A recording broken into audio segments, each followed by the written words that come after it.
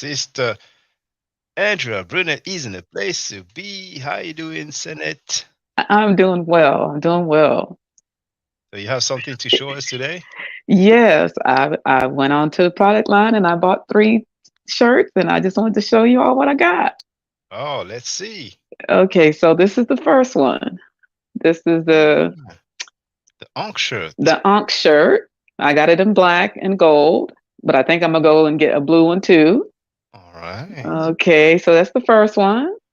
All And right. then The Ma'at. Oh, it looks this good in I don't blue. yeah, All I don't know. right. Yeah, this is the Ma'at one. Oh, that's I what's don't know if you up. can see. Yeah, we see it. We I'm see trying. it. Can you see it? Nice bright And color. yeah, I love this. I love this color. I love it. And then the piece de la resistance is my I'm favorite the best to one. be I'm tonight. the piece of me tonight. Yeah. That's what's up. I'm the There's best that to on be the sleeve tonight. too. Even on the sleeve. Tonight. All right. Even on the Tonight. sleeve. I had it. Yeah, All this right. is this is the lick right here. So I'll be wearing that on Oh, your next live. I will have this one on. oh, that's Yeah. beautiful. Oh, wow. So Well, that's thank you. that's the 3 ones I got. Thank you very Love much them. for your support. It's appreciated. I'm glad that you like the products. You're welcome. You're All welcome. right. And we'll see you on the next live stream. All right. See you soon, sister. Okay. Okay, I hope you can see this. Civilization started with agriculture. Custom made shirt from Ma'at Forever, Shaka Indugu.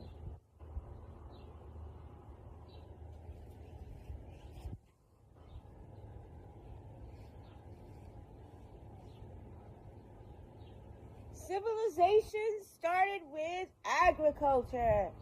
This is Curse of Hammurabi, Shaka Indugu, who I support. Civilization started with agriculture because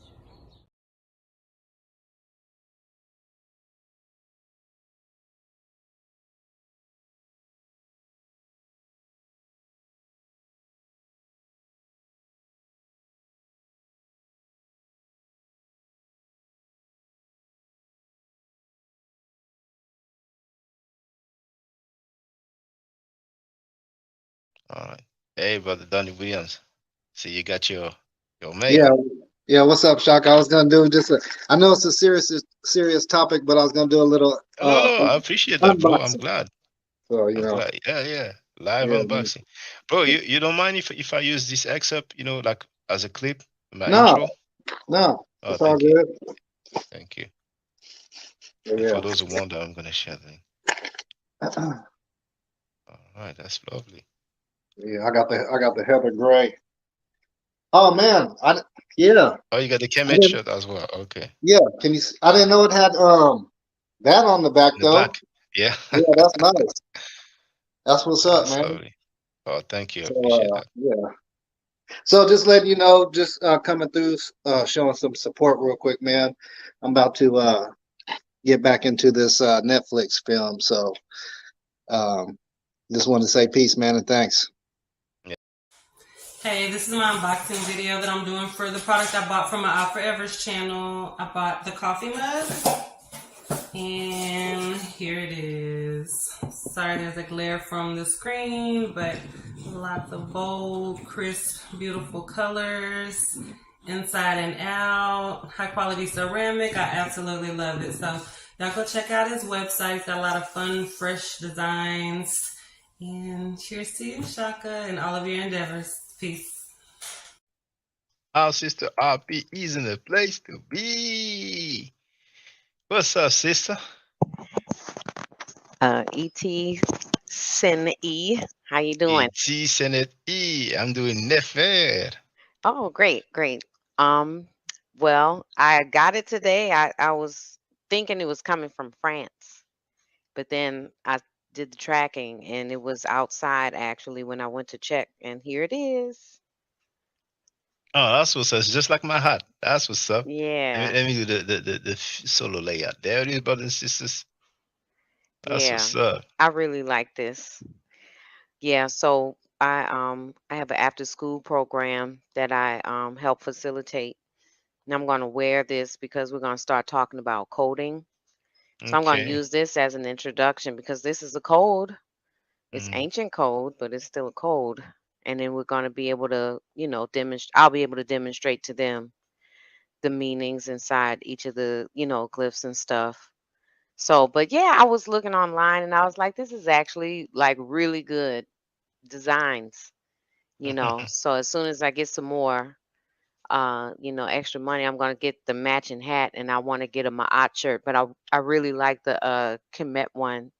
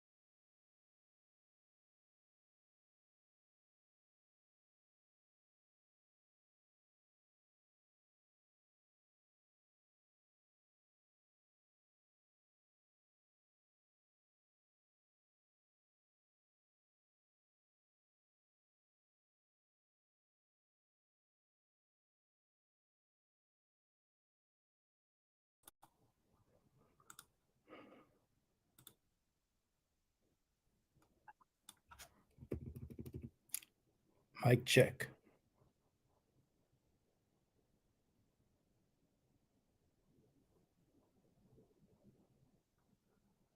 Good.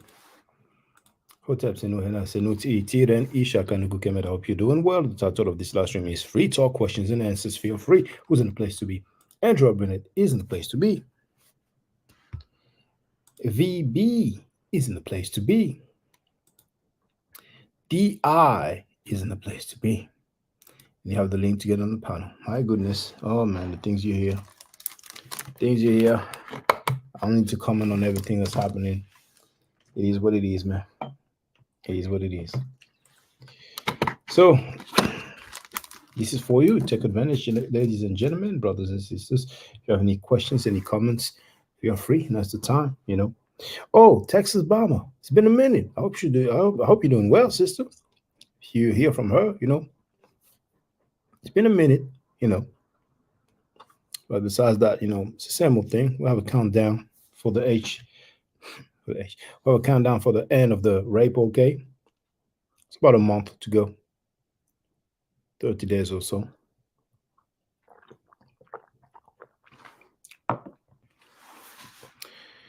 And there's so much to share. So much to learn. So much to share. Trying to get back to my languages. And a lot of material. It's going to be all good. People are under a spell, man. Not just a spell, but several spells. But it is what it is, man. We're going to get some clarity through dialogue. So anybody, even if you disagree, feel free. Because you hear people every now and then talking about, hey, if it was me, I would have done this, I would have said that. Now it's your time. Now it's your shot. You can have me on the ropes. For your great wisdom and knowledge. Let us know. But they prefer the neophytes. They love the neophytes. They're going to speak game to the neophytes. They're going to kick it with the neophytes. They're going to be dead wrong. But no, they aren't going to admit it. They're going to freestyle. Yappity yap yap. Yappity yak yap. My goodness, man. Young Heru is in the place to be. Same old thing, just chilling, just wanted to speak with the people, see what's good, see what's up. I'm chilling. It's up to the people, man. Tars in the place to be as well. How you doing, brother? What's on your mind, ladies and gentlemen, man? Take advantage. I haven't been live that much lately, but I'm chilling, watching, listening, watching how people move. I really don't mind if people don't see things the same way I do, because that's how it is on this planet Earth. You never have anybody that agrees with everything that you agree with. You have a group of people that will more or less have the same views, same doctrine. Every 5 minutes. That's a bit much. I was live hours ago. But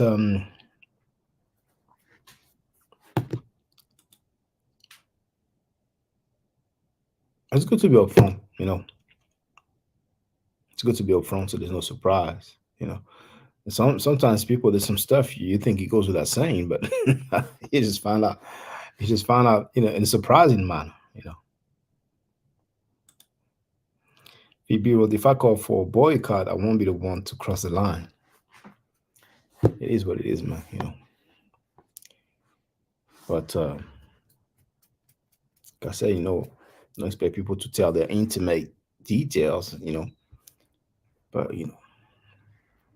when it comes to directions and all, it's best to be clear,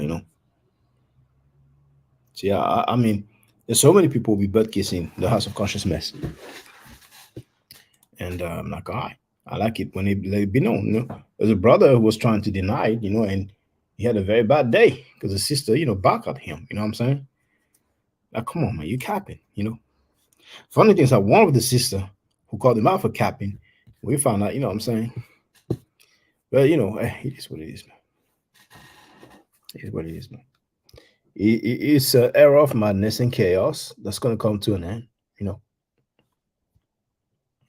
then that's it, It's like Pan-Africanism as well. It has expired. That's it. It's a done deal. And those cats, celebrating Kwanzaa, an Abrahamic belief system holiday, not African, created by a guy who tortured black women. Those women were possibly raped. That is, at least according to Dale Jones. People make excuses for it. And then you have those people who think that they're superior based on where they are born, which is just ridiculous, But you listen to those guys, they be quoting scholars from all over, and a lot of time, those scholars come from Europe. And those guys speak only one language, and they're going to claim to be linguists. I mean, it's just madness, man. It's been a real era of chaos, which in Medunetia is called Isefet. Some pronounce it Isfet. Dang, it's been an era of chaos, I'm telling you, man. Punk Butler Reggie, Pum Pum Smash Rockwell, Pseudo Bobby Banger, talking about scientific literacy. And not long ago, he used to teach that we come from monkeys, he and his homies. I mean, he may still be teaching that, but if it was that only, if it was that alone,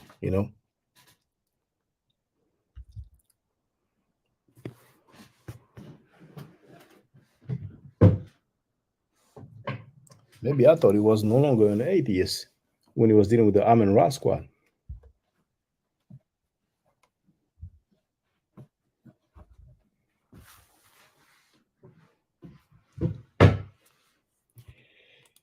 It's an end of the days where standing on a square has passed for many.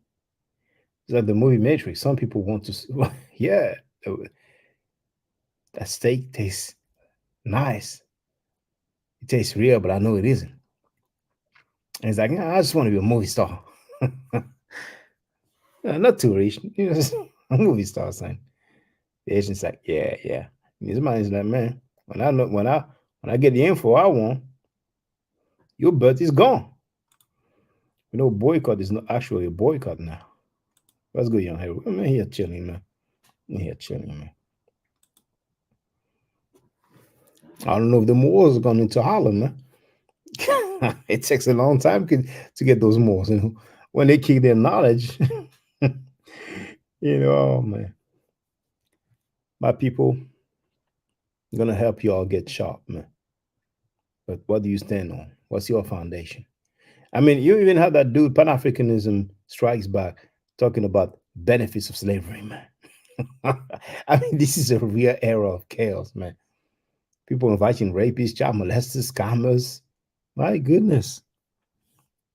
I saw a video today. It's an old video, but a dude in England, man. His sister was robbed from Polite.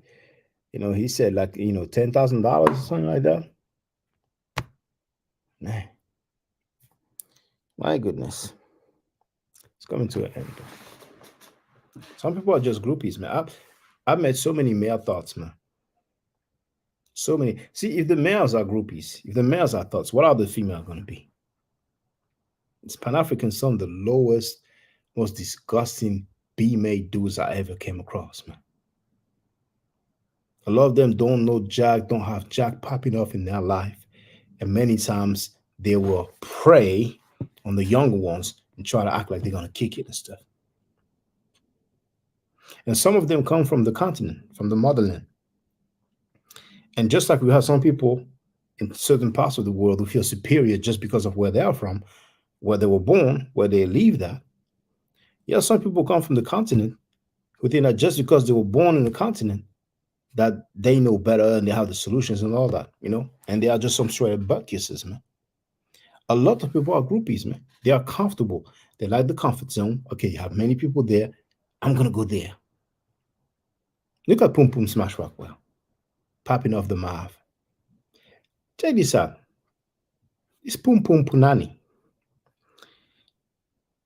This Pum Pum, comma, slash, space. This Punani started off saying the Hyksos are fake. They made that up. Have you heard what he was saying lately? He moved the goalposts. He's like, oh, they were not the people, they were from rulers. So first, they are fake. They made that up. And now it's trying to change the narrative. Grown males in their 50s, near 50 years old, and can't admit where they're wrong. That's the B-made Pan-Africans for you, man. You're not saying that Pum Pum Smash is a Pan-African. Pan-Africans are like that, man. Wrong and still talking smack, man. I mean, I could tell you stories for days, but I guess those are in Europe, so it may not be that interesting. But Pan-Africans are some B-made dudes, man. I'm sorry, man. I'm sorry. They are really B-made. And I'm talking about now. I'm not talking about back then. See, back then it was different, but now it's a badge of honor. It's just a badge to them. It's a badge of honor. And you have some people from the continent. It looks like they think they're supposed to be down with Pan-Africanism because we have Africa in the name. Probably a lot of them don't even know what it means, And when I see those Muslim Pan-Africans down with the NOR who teach the allies, man, it gets even more amusing. It gets even more amusing because in that mosque they will never rock with that. But the only people who benefit from African unity are African descent.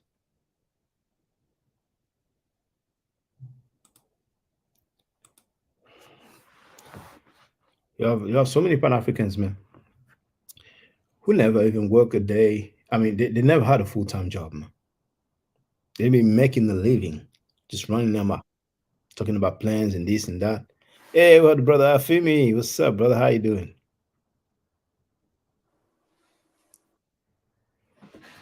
Can you hear me, brother? Yeah, I'm not echoing or anything. No, it's great. It's great. Okay. But I thought you were joking about the background, but it does look real, man. It does look real as heck.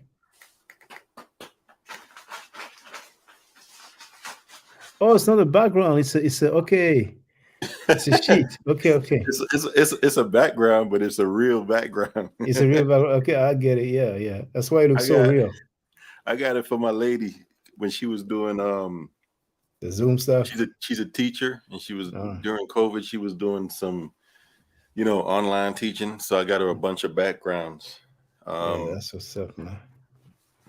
That's the most professional looking one because I had stuff that like a snowy yard background, a mechanic shop background, all kind of stuff. That's what's up. Oh man, I was smiling all through when you talk about your experiences. You said you had some holes in your shoes. And your dad went to get the Nike imitation, Yeah. and that dude gave you some sneakers. Like you thought he was being kind, and then he told everybody, "Man, kids are mean, man." Yeah. I mean, but you got to forgive them because they don't know what they're doing, man. Yeah, that stuff doesn't really bother me. You know what I'm saying? Now at this stage of my life or anything, or it was tough to go through it when I went through it. But it was he made you stronger, but doesn't kill you, make you stronger. I don't know if that did. If it did, then it okay. did, bro. Man, when you're at school and people laughing at you, a group of people laughing at you, it's not easy, man. You know what I'm saying? Some people end up being shy. As a matter of fact, I saw a girl. It was on Instagram, and she's from Haiti, and she explained that when she got to America, she couldn't speak the language.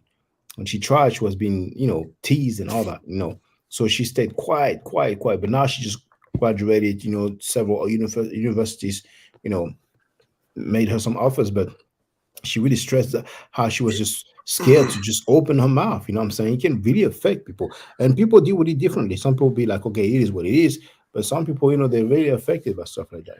I know folks that grew into adulthood that it they just didn't want to speak. They had complexes about it.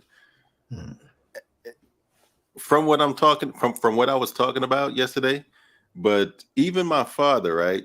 Now this is actually just racism. It's a racism thing. He got a complex about speaking around white folks.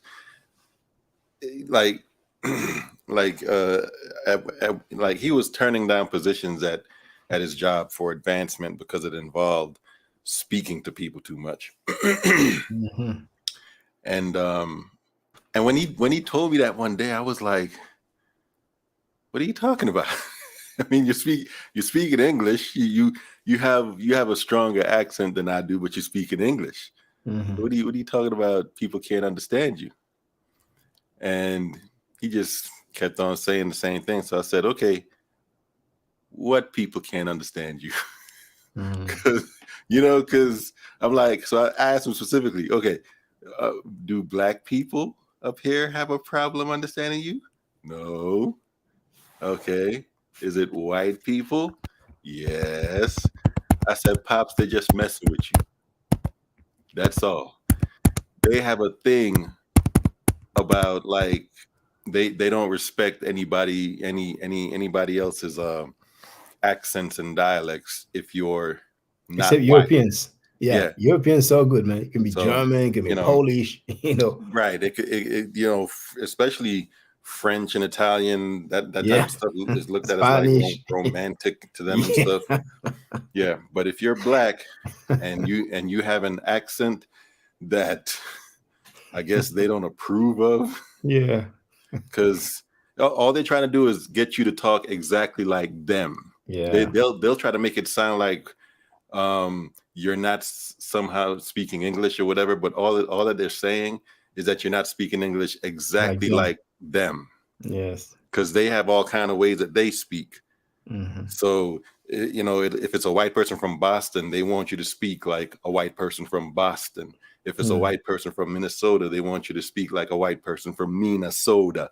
So that's all. They want you to adopt all of their accents and speak to them that way. Yeah. So I said, they're just messing with you. They understand you just fine, Pops. They're just messing with you. That's what's up, man. Dang. Oh, but things have changed, man. You know what I'm saying? But yeah, Haitians, the Haitian Friday and all that, hey, it turned them into savages because now, people don't play with the zoos now, especially in Florida, particularly Miami. But I guess a lot of them would have been lawyers and doctors, but they turned them into savages. So, I wonder about like the cyclicality of that stuff, because I know Jamaicans. I mean, when I was growing up, I got picked on, but like I said, it wasn't as bad as Haitians got it. But I feel like before my time, it probably was that bad for Jamaicans. I don't know. And it got to a point where, you know, they're English speaking, so that must have helped. Yeah. It does. But mostly also, you did have some, you know, I don't know if you want to say gangs. Some cliques. We tend to more so call them crews because like there's no large gangs in Jamaica like up here where you have 10,000, 20,000 members or anything like that. Gangs in Jamaica are like on average 30 to 50 people. And then the biggest ones will be maybe a few hundred, that kind of thing. So we tend to just call them like crews, or the old time term posses or whatever. But I know that some guys, and sometimes just even some crazy individuals, kind of put a mark down or whatever, and it kind of got people to leave you alone a little bit. But like I said, when I go down to Miami nowadays, a lot of the Jamaicans are trying to hide who they are, so, you know, for getting picked on and whatnot. So it seems like it's like a cyclical thing that just happens over and over again with every generation. I don't know. Things that people go through, man. Yeah. Oh man. But you know, the xenophobia, man, it's just amazing. And really, Tariq Nasheed he has a great responsibility in that, man. Because the ADOS movement, I heard about it, but I didn't really hear about xenophobia like that, you know. But the Tariq Nasheed, man, he came just mess up the game for real, man. And it's amazing to me. I'm like, haven't you guys heard all the time he's been disrespecting foreigners? I think at some point people were saying that he's kind of, you know, done, you know, not going as hard as he used to, you know. But maybe it has something to do with him wanting to do some stuff, you know. I don't know if it was something to do with African music, some festival, something to do with music, but his so-called museum, man, you know what I'm saying? You know, you just have posters like that, you know, and now apparently he's doing some sort of, you know, comedy jam or whatever, stuff like that. I mean, but hey, if they like it, you know, it's more power to them, you know what I'm saying? But the xenophobia is not necessary. And then again, the foreigners, the migrants, it's not only people who come from many black populated countries, you know, you have foreigners from all over. Well, I never heard the smoke coming from those people, the Tariq Nasheeds and, you know, FBAs towards, you know, a lot of other people, man. But there's one thing that I've seen on the Breakfast Club. It's a lady who interviewed that candidate, a presidential candidate, Ramaswamy or something like that. And I thought it was embarrassing. You know, that lady. I'm sorry, man. You know, and Envy, sorry, DJ Envy surprised me because at one point he told the candidate who was the host, if I'm not mistaken, oh yeah, but you know, every time she's trying to ask you a question, you cut her off, and I'm like, are you kidding me? That chick was cutting him off all the damn time, and I thought I was low of Envy. You know what I'm saying? I don't have anything personal against him, but I was like, come on, man. This lady was like, she's a vet. Some people, you know, they spend time in the army, and they will automatically say that they are a vet. You know, and to me, there's a connotation. You know, if people look up, you know, veterans, you will say that it's a person that served in the army. You know, but to me, the connotation is like somebody that, you know, actually went to war. You know, and you have some people who join the army, you know, and they'll be in office, you know, ordering, you know, office supplies. You know what I'm saying?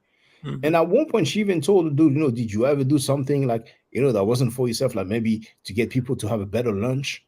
I'm like, what? So if somebody comes and say, oh, you know, high school, you know what I'm saying? I was fighting so that we can have a better lunch. Then she would have been, oh yeah, okay, you're a good candidate to be. But you know, she was talking about, you know, the country that my ancestors built. I would like to see her having that smoke with other people, you know, who don't come from other background. Because I'm like, you know, in a sense, it's as if by her saying that, it's like, okay, so would you prefer that it's only a person that's from the same ethnic background as you that runs for presidency or something? Because at the end of the day, somebody who wants to be the president of the United States is not to cater to black folks. And that's what I've been saying with Obama. Obama ain't enough for black folks. Guy didn't run to be the president of black people. He ran to be the president of the United States of America. You have a lot of minorities or different communities. They don't rely on no president to thrive. But people will be spending money and making it rain, quote unquote, on these so-called leaders. We'll be teaching them that they are marked, disfigured, the essence of ugliness. We'll be posting pictures of underwears that females sent them.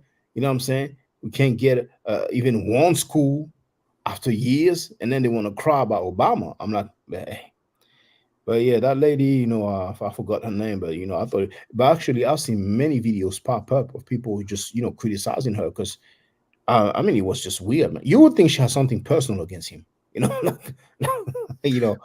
I mean, if she's a listener of Tariq and them, then she does have something against them. But to me, it was an example of how that kind of stuff kind of dumbs you down, because to me, it would have been stronger for her to just lean on her black, because she went to the military thing a lot. She went to that. Oh, I'm a vet. Yeah, she went to that a lot. And this is a guy who's the thing that he's most famous for is that he's trying to raise the age limit of voting. So he's basically, another way of putting it is he's trying to suppress the vote, because he's running as a Republican, and Republicans don't do well at all with young voters at all. Democrats are getting all the young voters. So he wants to raise the age so he can disqualify a whole bunch of young voters that would be going for the Democrats. And easily you could just be like, you sure that's the message you want to come to black people with? Because there's no other group in the country. Any people. I mean, hey, it's not going to go over with any people, but why don't you give some of them other people a try? Because black folks been going through so much voter suppression stuff their whole entire history in this country. And now he wants to raise it. Yeah, you think you're going to get any black votes by coming on a platform of, I want to suppress your vote? That's insane. Yeah, that idea, you know, I think is off, you know.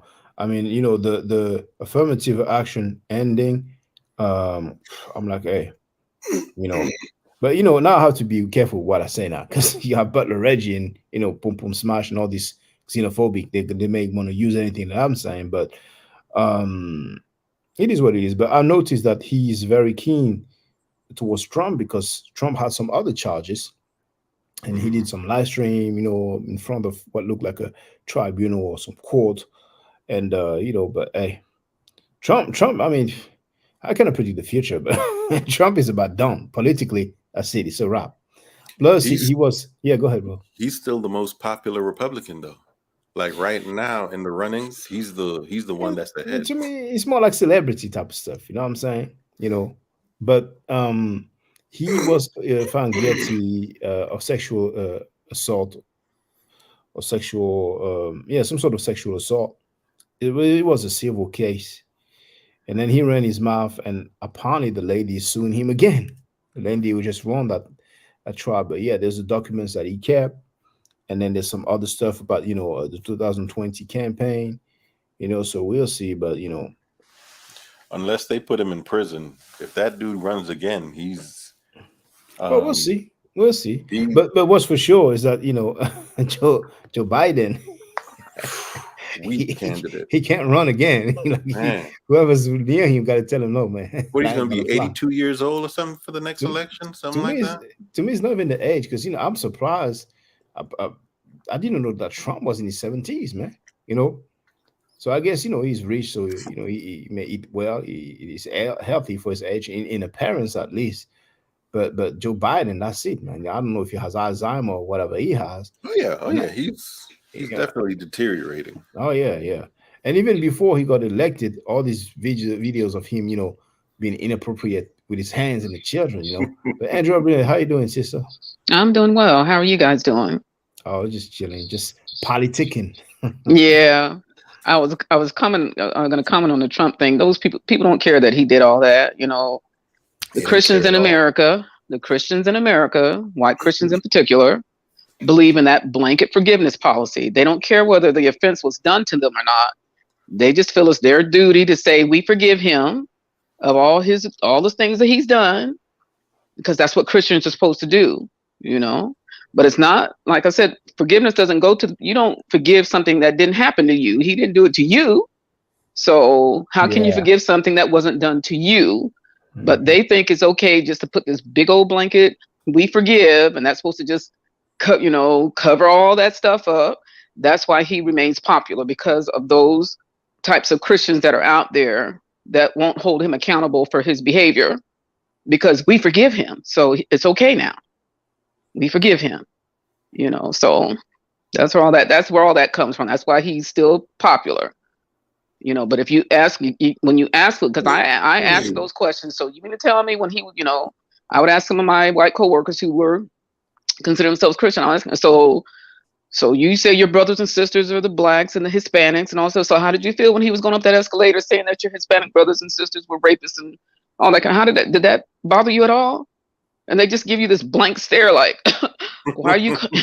Did he grab you by your private parts? That's okay for you. If he did that to your mama or your sister or your wife or your daughter, you'd be okay with that? Well, you know. And so when you throw that stuff back on them, they look at you like, how dare you? How dare you ask me those questions? Well, that's, you know, I'm like, yeah, y'all need to go see what it is to be a Christian, because apparently you don't even go by your own book. You don't live one creed. You just, you know, I know a lot of people didn't like Hillary. I know a lot of people didn't, some of the stuff that her and Bill said and did back when he was in the office. But at the end of the day, she was most qualified. But because she was a woman and because she had all that quote unquote history, we can't vote for her. With that, I gotta rule that to the electoral college thing, because Hillary Clinton got over 3 million more votes. Yeah, but it's the big elector stuff. Yeah, I forgot. And lost. Yeah, I agree with you on that one. I'm just saying they you know, but people when not back then, people were upset with, you know, they didn't want a woman candidate. Or president. They didn't want that, so they came up with every excuse in the world. What about those 33,000 emails that you kept hitting? Well, go back and look at what Bush did. He had even a whole lot more than she had. Did y'all ask him for his? Where's all his stuff that he took? That, you know, but, you know, I'm not, you know, when it comes to Democrat, Republican, all that stuff, there's, you know, good on both sides to some degree. But at the end of the day, you know, they're gonna how he won. It's still mind boggling. But I'm not gonna stand like here and you know where I live, they or in the state that I live in, they suppressed like 85,000 votes that would have gone that. We don't know which way it would have gone, but it probably would have turned the state a different color. So I'm just saying, you know, just like in Florida, Afemi was saying, Bush, but just like Afemi was saying, it doesn't, you know, they don't care how they play the game. You know, they change that goalpost every step of the way. Okay, now we're going to raise the age limit of voting, and then it was all these kinds of different things. You know, they didn't want you to go early vote. You know, they closed some of the precincts down so you couldn't go vote. I mean, all that stuff. They're doing everything to keep people from not having the voice. Yeah. They're making it harder. They're making it harder. You know? Yeah. Hello, Andrea. Hi, Dave. Hiya. Hello, Medea. Big up, Shaka. Big up. Our brother from England. What's on your mind, I'm just brother? sitting back here. Yeah, are you talking about Trump? Talking about everything, yeah. Sort of, kinda. Wow, he grabs them he's by a the character, punny. isn't he? Yeah. That. Yeah, he is. He's on tape saying, you know, gotta grab them by the punny. And also, I heard a tape. I don't know if it's authentic, but I heard a tape where he was talking about these files that he took home, and you know, he's talking to some ladies, and they're like, yeah, it's classified. Yeah, it's classified. It's like he's bragging, you know. So I don't know if it's true, if it's real, but yeah, but he thinks he can think it, and documents are unclassified. I don't have to say it. I'll just think it. The documents are unclassified. I'm like, you're an idiot. Stop. No, you can't. Can't do that. Stop that. You But know, if Well, Trump, Biden runs, it's a wrap. You know, Biden is. he can't run. he's He's too falling old. over. But he said he I wants to, didn't he? he needs to sit. They need. There's. I don't He know. falls over every Yeah. Too minute, many and he's times. falling asleep. Yeah. Yep, that He's bad. too. He's worse than Boris Johnson. Boris Johnson. Honestly, I mean, the world leaders today. It's a joke. It's a It joke is. from the civil rights coming up. Mm. You've got Trump. I mean, it's a great thing for what Trump has achieved as being a businessman. And I If think you the only think one so. would have been well, no, as I mean, for us being in Europe, maybe I'm not sure what Shaka thinks, but when we look at American politics, those things wouldn't. It can't Well, happen in it Europe. may You ain't happen. gonna, It you may ain't have a happen. It businessman may becoming a happen. president. It may happen in the future, but it doesn't Not now. happen in the UK, Yeah. in certain European countries. Businessmen Yeah. don't just turn Except for around, actors. or Except celebrities. for actors. He's Celebrities a Ronald Reagan, con right? man. Yeah. Reagan was the first one, wasn't it? So we always look at America as when it comes to politics, it's a little bit of a showbiz. It's a bit like the movies. We've got British Path, slapstick, and then you've got Hollywood. You know, But at least Reagan did serve in an office. He was governor.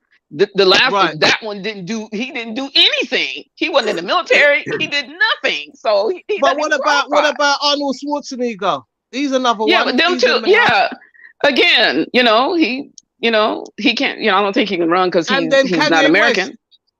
Kanye. Yeah, like I No, said, any of those who I'm come sure out. he's American. He was a governor. I don't think you can be a governor and not Yeah, be I'm not. American. Yeah. Yeah, I'm not sure about that. Arnold was born like in Austria.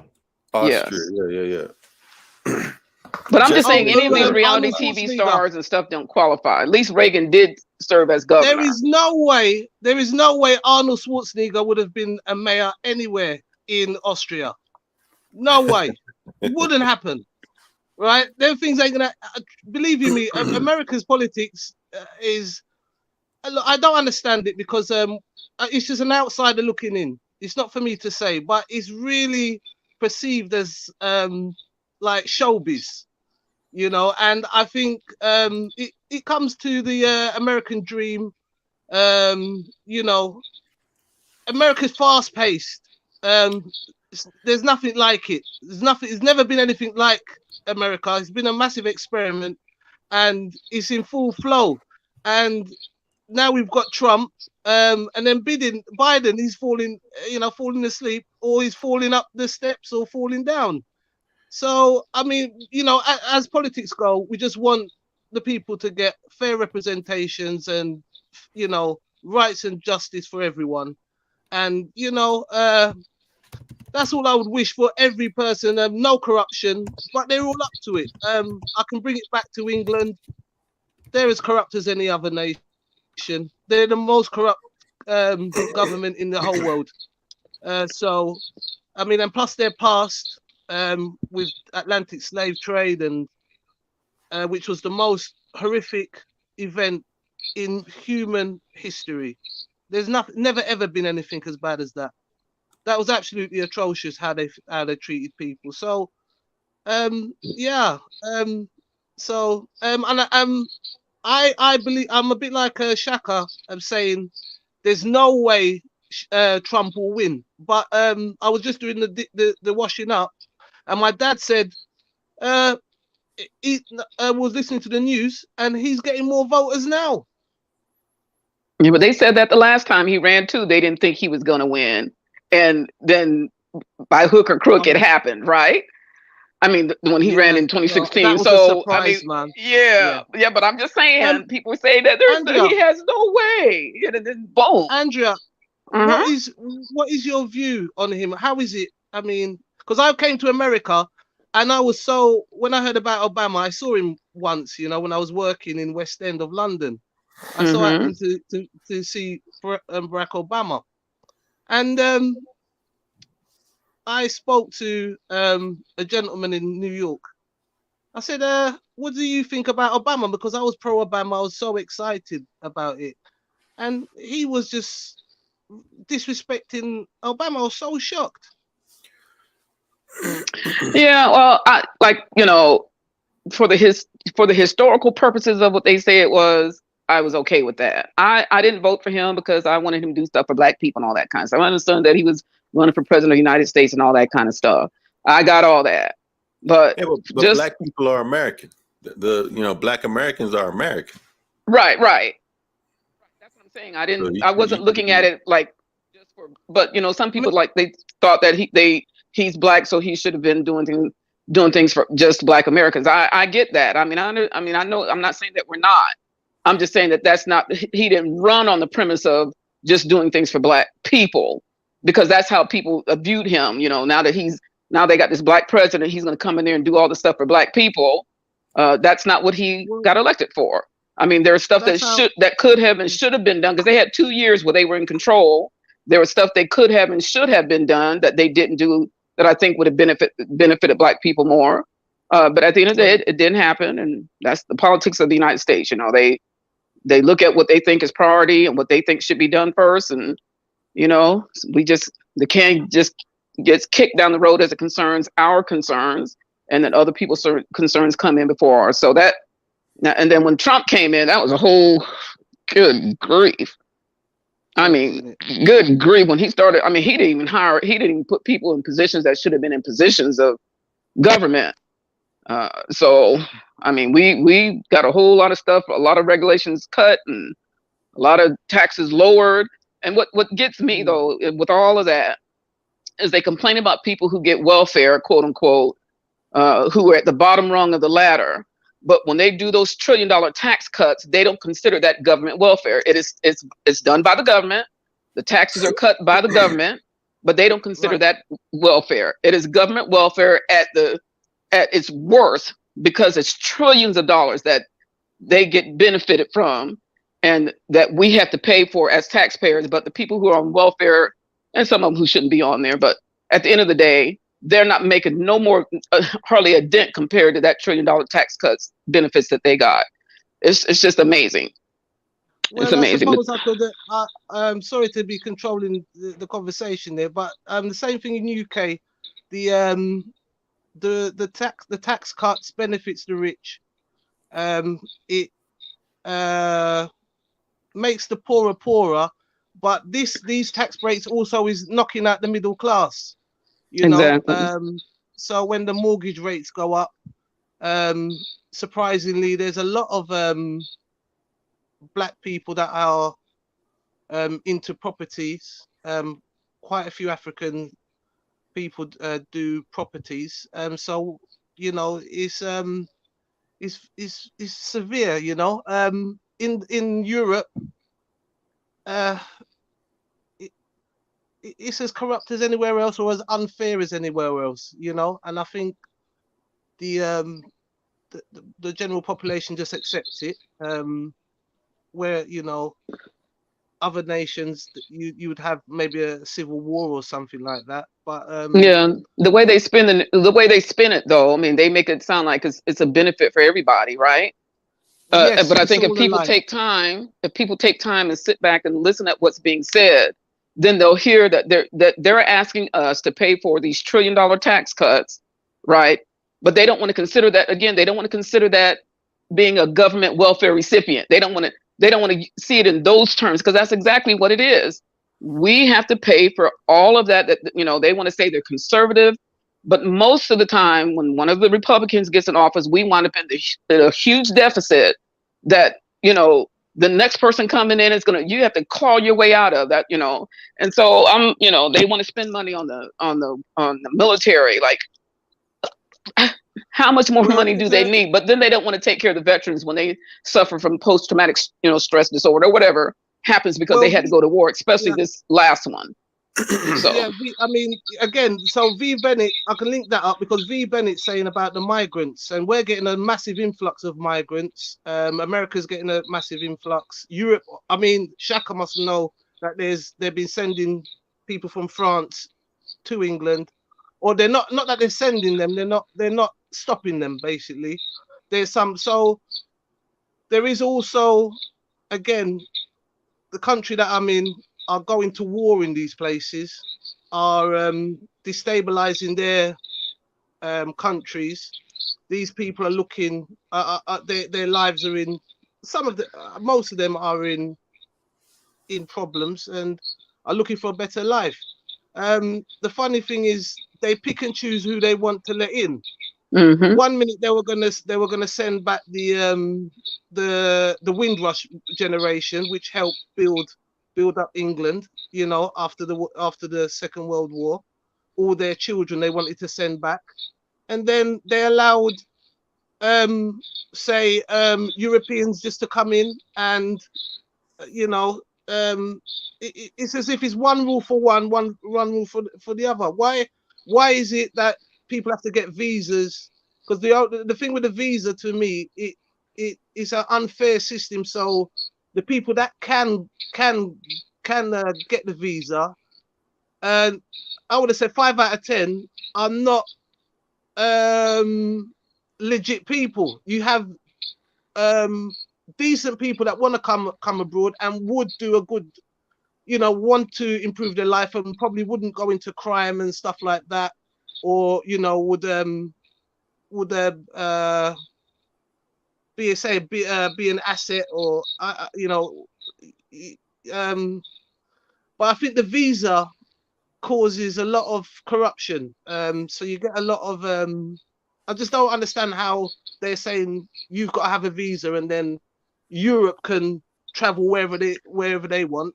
And a lot of those guys have got criminal records in their country. You don't know where they're from. Different people. It's just unfair, I think, and especially places like Jamaica, Haiti, you know, ex-colonized places. They should be allowed more than, you know, than the Europeans. But as soon as it gets the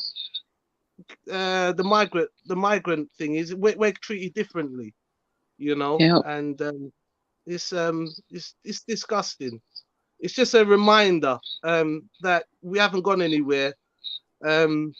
You know, it's such a reminder that you know, we're in a white countries and stuff, and the more that we're not together, and you know, we're not uniting, you know, if we're not getting involved with politics and understanding politics, and the more we're trying to be Moors or Aborigines or whatever, that doesn't really I don't think that's Do anything for the gonna community. improve our condition, you know.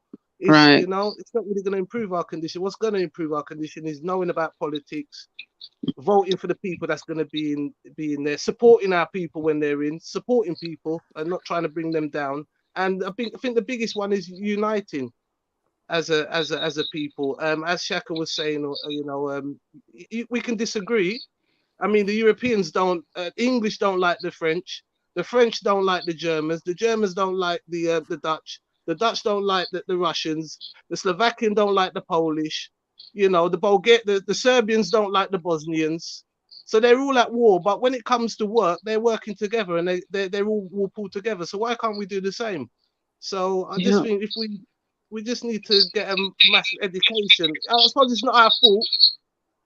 We've been robbed of education, you know, but look at the time now where education, and there's a chance to improve yourself education wise, or to have that vote. And look at the Mexicans. Look how the Mexicans are, you know, in America. You know, they're all together. They don't like each other. You know, I would like to interject. Go on. Sorry. Yeah. No, it's all good. The Mexican is similar to Jewish people. They share the same language, really, same culture, the same religion. You look at black people, Catholics. Yeah. You know what I'm saying? So many languages, so many different cultures, so many different religions, you know. And we're even creating new ones, hybrid ones and stuff like that. And you see we're adding to it. Yeah, and here you see, Daniel Williams, we need to worry about our political issue and so on. But I don't know if you guys notice, but for a very long time, the so-called revolutionary black folks, so-called conscious black folks, they've been talking against voting. Like it's useless. Sometimes I have to wonder, do they get paid? You know what I'm saying, to promote this nonsense? You know what I'm saying? Because it has an importance, and it's not necessarily only at the national level, like the presidential elections. You know, because we like to complain about things not changing. When it's time to vote, you hear those guys, oh, don't vote, it is useless, it doesn't help, whatever. I'm like, you know, but hey, that's just my 2 cents. Yeah, that's great, because so you're absolutely right. It's look, the other thing is, if we're going to be doing business with Africa, we don't need to learn Spanish. We need to learn French. French is the second language of the black man in the world. English is first. I would say, sorry, French. coming from a French-speaking country, we don't even need that, you know, because most people on the planet Earth speak English. So if people want to do business with Africa, you know, they English is okay. Yeah, it will do. Okay, well, so why can't we? So why are we not communicating, and why are we not? Well, because you have this House of Consciousness who allow people to teach that they hate Africans as a people, that they celebrate the death of Africans, and we have those Moors who say we ain't Africans, you know, and you know, an Ethiopian is like what a Negro is a four-legged dog, something like that. But anyway, that being said, there's a French rapper who is biracial. The father, I believe it's the father, but one of the parents is from Senegal, and the other parent is from is like a French person. Now, because he's from Senegal, he tried to do some business with Senegal, and this is like there's a program, a TV program where they're having dinner and they talk about, you know, politics, you know, art, all sorts of topics, you see. And then there's a guy who's known as a right-wing person who actually ran for presidency of in France, you know, during the last election. Oh, I think I saw him. Zemmour, did he get called? Did he get called a black something? Someone called him a black something in the parliament. They called him a bad word. Not that one. And then okay, it's not that one. That one actually, he used to do the fitness in the gym where I used to practice Muay Thai, and I didn't even know it wasn't too. But yes, you know what I'm saying. So wow. Yeah, and he was also a personal trainer on the side. There's a singer called Aya Nakamura. I don't know if you heard of her, but she's doing very well. He used to be her personal trainer, you know. But that being said, the French rapper explained that he wanted to do some business with Senegal, and he found out that it was extremely difficult because and this is a guy who ran for presidency, who is like Trump. He's like a French Trump, and he actually said, yeah, because he allows Chinese people to do so. China has a some sort of preferential treatment, you know what I'm saying, or deal, you know, or opportunity, you know. But that is probably France has something to do with that. Just like the money, you know, the French CFA. I mean, basically the colonial, the former colonial money. But things are changing a lot. We have seen, I'm sorry, that French army got kicked out of Mali. Quite controversial. I mean, I don't really hear many people talk about this. I mean, we're getting the gist of it. Caribbeans don't get along with the Africans. The Africans that are in America, they're not getting on with the Black Americans. There is barriers there. There is something going on.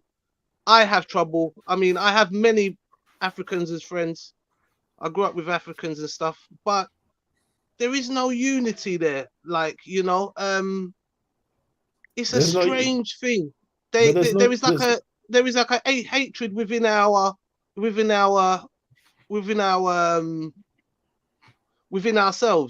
You know, but, you know, brother, there's no even unity amongst Caribbeans. There's no unity amongst Africans themselves. You know, you have a lot of tribalism. So things like that have been happening for I don't know how long. And it's not just Black people, you know, like the Chinese. Now I forgot the names, but it's two main dynasties that don't get along. And What, you the know, we Ming see. and the Tang? Well, I don't know the name of my head because at work there was a guy who lived in China. You know what I'm saying? He obviously spoke Chinese, and he told us about these, you know, these guys who hate each other and stuff like that. So, But Shaka, they're doing all right though. I mean, there's no one as poor. There's no one as poor as a Chinese man or an Asian person or a well, South American. actually, There is they nowhere are, in Africa as poor as those people. But well, some of those in people Africa, are much. in Africa, maybe you won't find, you know, poor Chinese people, because when they go to Africa, they go to the business. But in China, I saw some documentary where you can see them. And when I say that, I don't mean all Chinese people, but you can see some Chinese No. people actually living in cages, you know, Well, I'm like kind telling of you, there's underground. places. And hold on, Yes. a lot of them, when they go to the West, you know, in America, they basically have a debt for life. They will work for life just to give their children It's like a bright slaves. future. Yeah, You know, like so slavery. it's like Yeah. like I'm taking you over there. You're gonna work over there, but you're gonna work until, you know, and they do some crazy shifts, and they basically have no life. You know what I'm saying? So that's some of the things that, you know, we're not too accustomed to, too familiar with. You know, Right. but the thing is that, you know, the tribalism, it is there, but we just have to allow ourselves with like-minded people. What I lament, what I regret is that all those years we had those Pan-Africans, those so-called conscious people, those people from, you know, the MSTA, the NOI, and all these different groups who've been hijacking the movement, who've been sucking our blood, and even till this day. And that's one thing also, I think if we choose people to lead, then maybe it will be good, unless people have a track record of making things happen. But it would be good to have some people who worked a few years, a 9 to 5 or something like that. Because there's a French Pan African that I talked about, who started off in the Nation of Islam, got kicked out of the NOI, but claimed that he left it because it wasn't for us, became Kemetic, and then once he, you know, went up, he returned to the NOI and started dissing Kemetic people, right?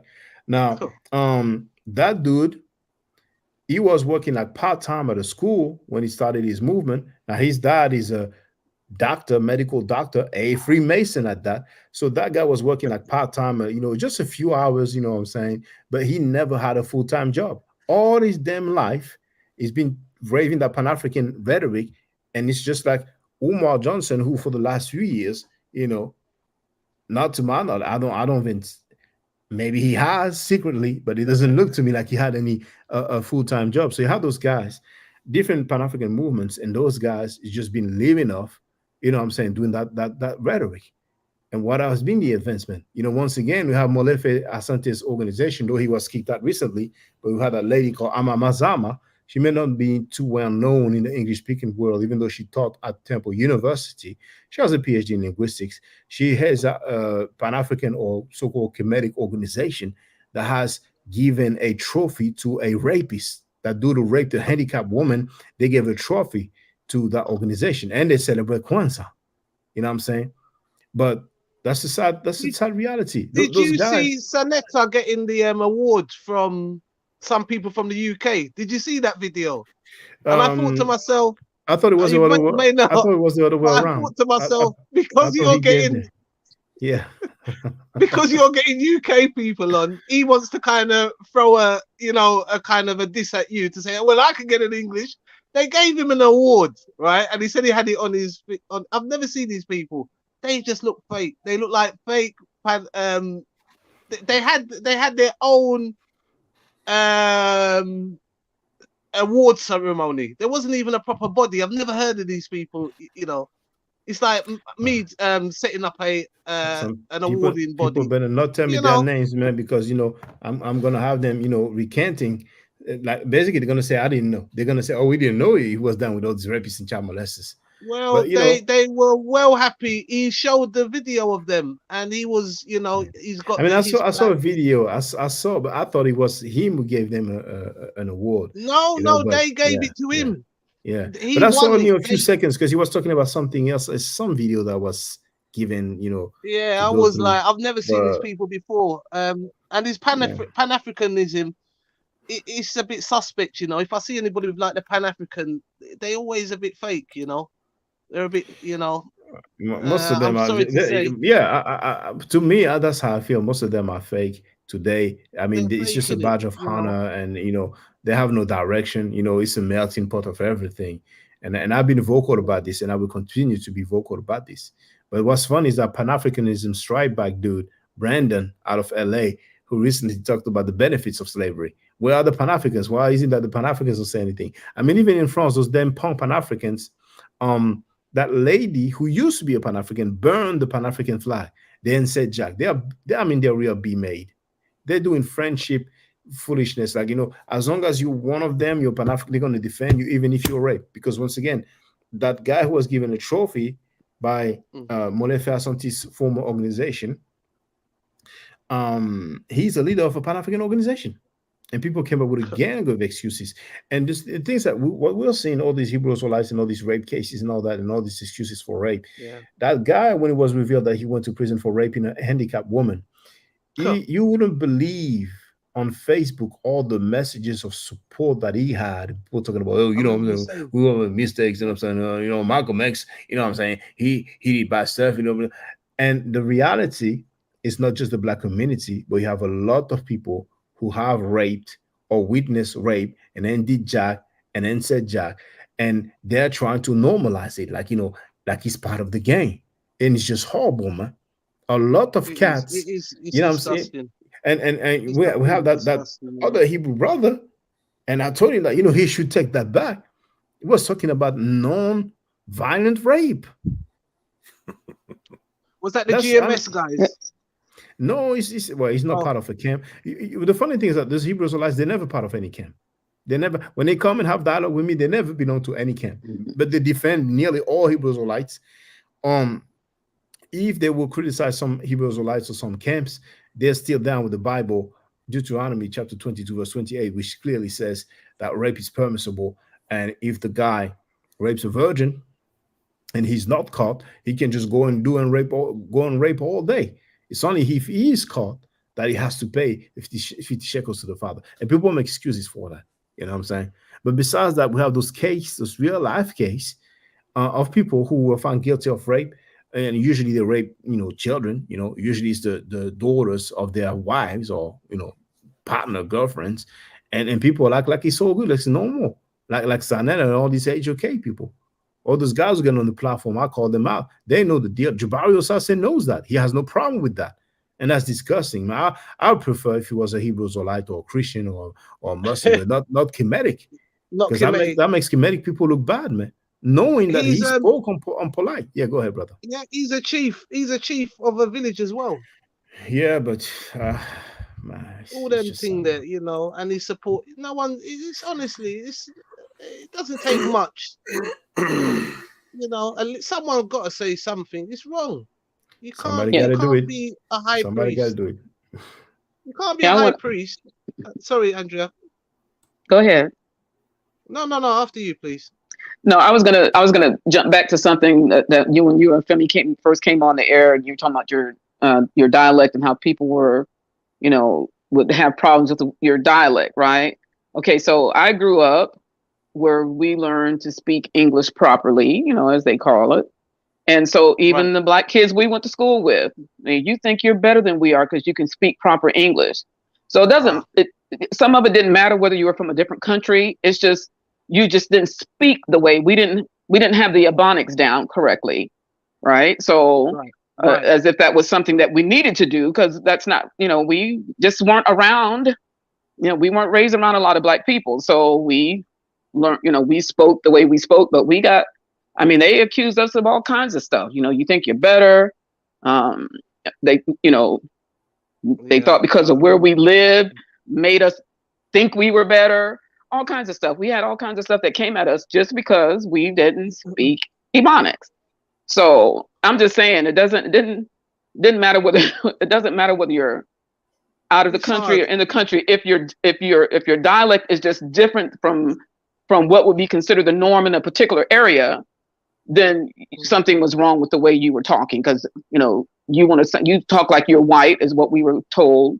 You act like you're white is what we were told. Yeah. All those things that we got and I'm born in America. You know, they're born in America, but because there was this line of demarcation that they felt was different than how they grew up, something was wrong with me, but it wasn't wrong with them. So I wanted to make that point as well. No, And I like that hold one. on, please, brother. You know what's funny? I mean, Yeah, they go on. eat the same as white people. They have the same culture as white people. They have the same religion as black people, as white people. But then just over the way somebody speak, they'd be like, "Oh, you're talking white." It's fine, but they're living white though, you know. But go ahead, brother JT. Well, my surname's White, so that's even worse. So, I mean, you couldn't make it up, you know.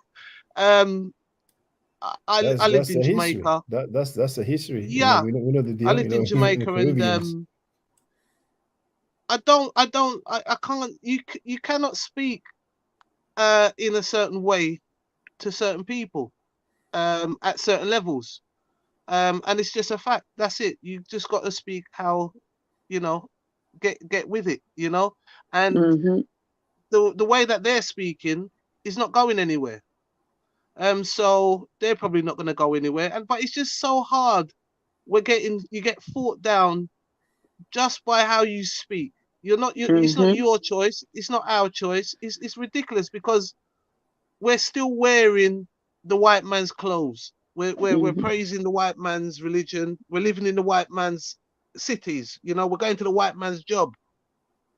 You know, and I'm in the belief now. I just give up and I just try to be myself. And I was born in England, and that's it. I can't try and be anything else. When I went to Jamaica, they called me English. You know, so that's another race. You could say that's racist. But I was going to ask Shaka, I bet you a lot of them would like to be in your shoes. France? Probably. In How is it in France? Speaking, is there a posh French or? Not posh. No, it's different. It's different in France. They don't really have that because a lot of Africans, I would say the average educated African speaks French way better than the average French educated person. You know, wow. The French that the Africans speak is like very, very high level. That word. Yeah, high level, very high level. You know, the vocabulary is very high level. And I guess, you know, the way I speak English is like, you know, I ain't trying everything, but, you know, when they teach you the proper English, you know what I'm saying? I mean, but I'm not speaking proper English. I'm not speaking proper English.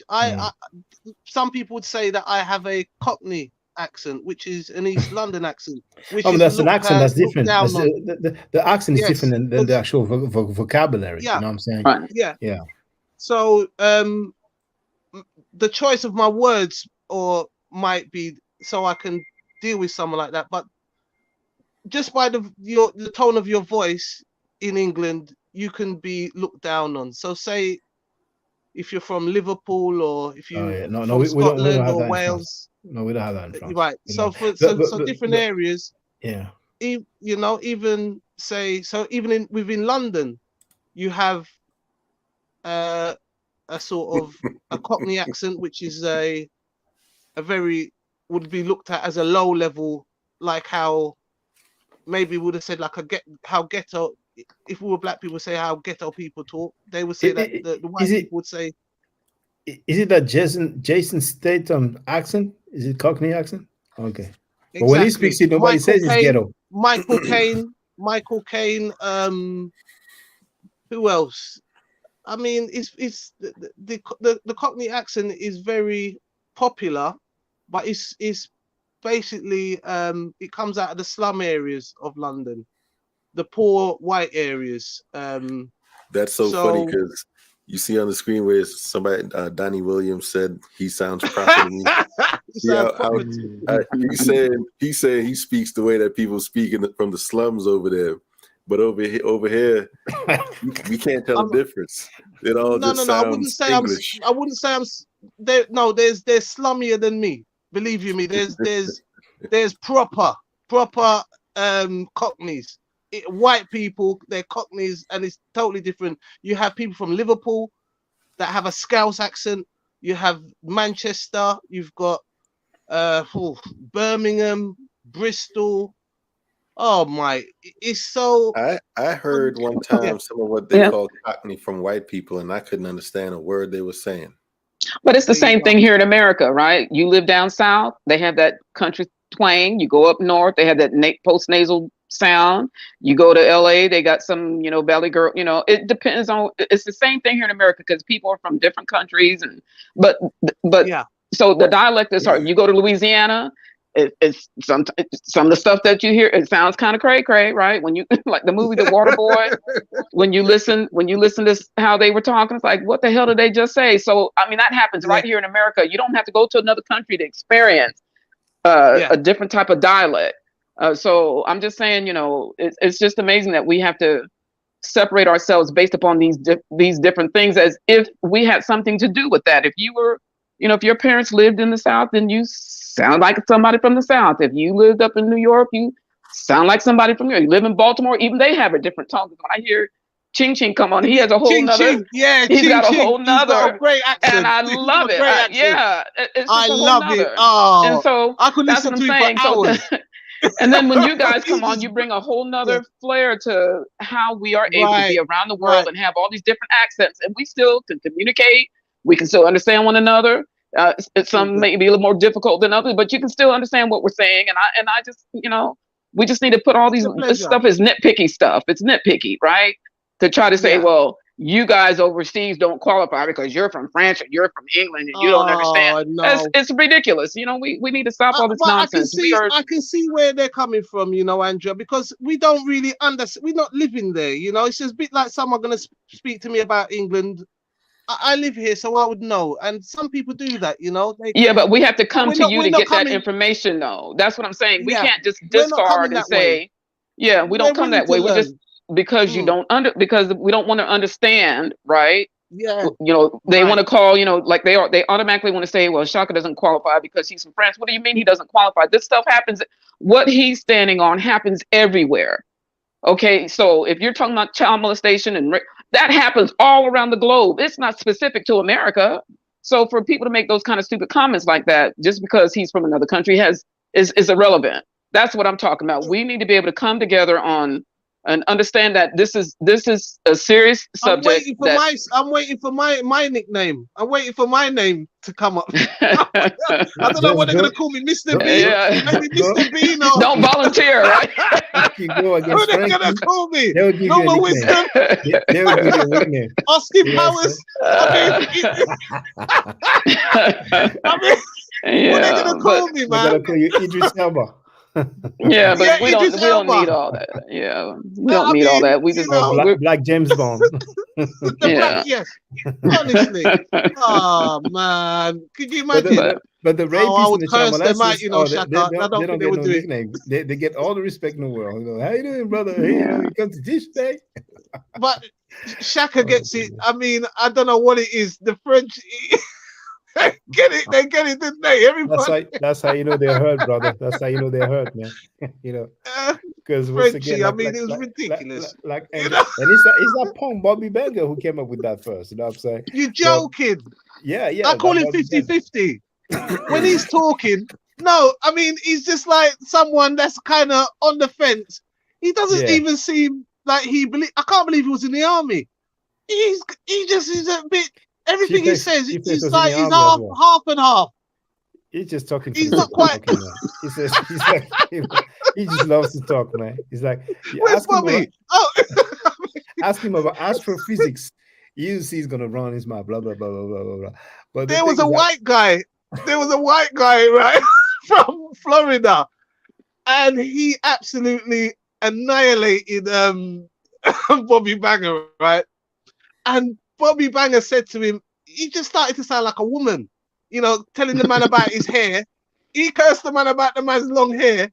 And the guy, the white man said to him, well, if you want to be like that, you got a bald head like a cue ball or something. And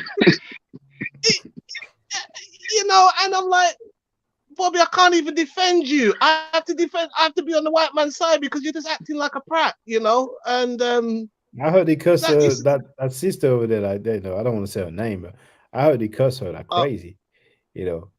Oh, That Oh Dulce or whatever, man. Dulcelina, whatever. I heard he cursed her like crazy. Oh Uh, yeah, the Bobby women Banger, over man. there. I mean, look at the sister we have here, Andrea. Mm. I mean, you know, we have the. I don't know where they get all them people from. You got I do like them. Some of them I like them. You know, I even like Judah Naz. Because I find him so amusing. Bro, I think he's so funny. Did you hear him He making all the cracks excuses me for up. Polite? He was making all the excuses in the world for Polite. Oh Maybe no! the girl was wearing the mother's Oh clothes. no! Maybe whatever. Oh, that was horrible. Queen Stone I'm played gonna have to dig him out for that. You know, I'm gonna have to dig him out for that. Queen Stone played it, I brother. It didn't was know. just so horrible. He made all the excuses in the world as to why Polite may be innocent, but Well, he was cool it's getting hard to go. You know, you can't go on anyone's panel now because they're all at it. You know, you're just trying to. Oh, jeez, man. It's best for us to create our channels, you know, because those You know, guys are now. well, we are. I don't, you know, I don't really like talking about religions and stuff like that. But I'm gonna be quiet for 2 minutes. Sorry. No, but you know, I mean, Andrea said, and I agree. The rape, child molestation, it happens in the whole world. But I've never seen a panel that consistently invite convicted rapists, convicted child molesters, people who send money to child molesters, and scammers too, and pseudo people too. I mean, this is a cocktail of madness. You know what I'm saying? But I guess, you know, it's the law that's going to put an end to Nature Boy. Sorry to cut you off. Nature Boy was just man. That was and Frankie wants to interview him. You didn't do your 2 minutes, Jay. Sorry. Oh, sorry. Wrong time. I'll just mess with you. GMT time. Sorry. Oh, sorry. Right. It was either yesterday or the day before that I found out that they had Nature Boy on there. I was like, wow. Yeah, before they had him. But the things about before he didn't have this rape charge that he was waiting trial for. But you know, way before he had any charges, dude was on video talking about stuff that he lets children do.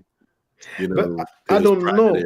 I don't know if he was after he said that he was on SARS panel. Oh. Maybe, but at that I don't know. I know that it was years ago that I saw that video, and ugh.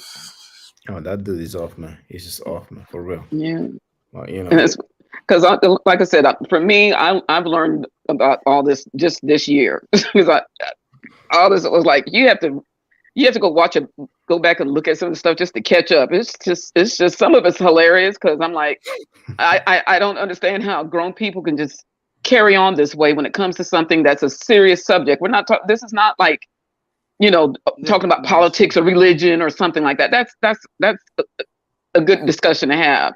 But when it comes to the children and what's happening to our children, and for it to go that far, and for people to make excuses for somebody else's behavior that you know is harming our children, that's where, you know, it's not, this subject is not funny. All that other stuff, you know, you can get into all that, the history and all that kind of stuff, and, you know, the gaga goo goo and all that kind of craziness, right? You can get into that. Just thinking about that.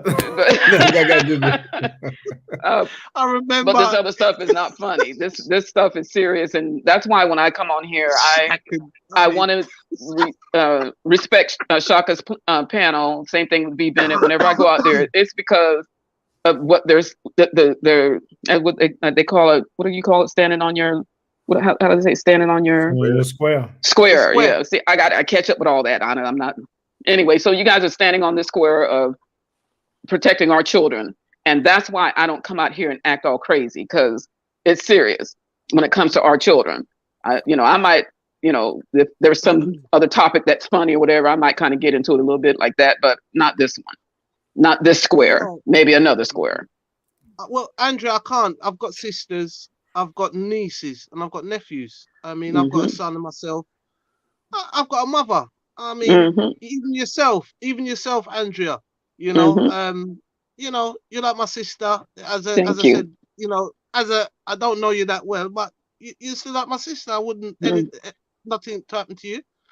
So on no level can this be accepted, and it's happening a lot in our communities, and can't be seen supporting that at all, And for Shaka to be coming out and coming against it, I was fully supporting him, you know, and he's Mm-hmm. done nothing wrong. And then they just made it. They're just getting worse and worse. What they said about his daughter, you know, that was too far, man. Because I went through Shaka's videos and I see him kicking up the punch bag. I said, but do they not actually watch, you know, look at the channels or see who? Because Shaka would mash up his head, you know, if you see him. He give him 2 kicks. You know what I mean? You see him bent over. It's just, what is he playing at? What is wrong with him? Mm-hmm. What is wrong? Why? You know, they have children as well. Come on. You know, You know, you know what this reminded me of? You know, this is a whole nother subject. I don't need to go on the tangent. I'm just bringing this up. When Colin Kaepernick took his stand for what was happening to Black people in America, notice how they switched the narrative and made it about the flag when it wasn't initially about the flag, but they made it about the flag.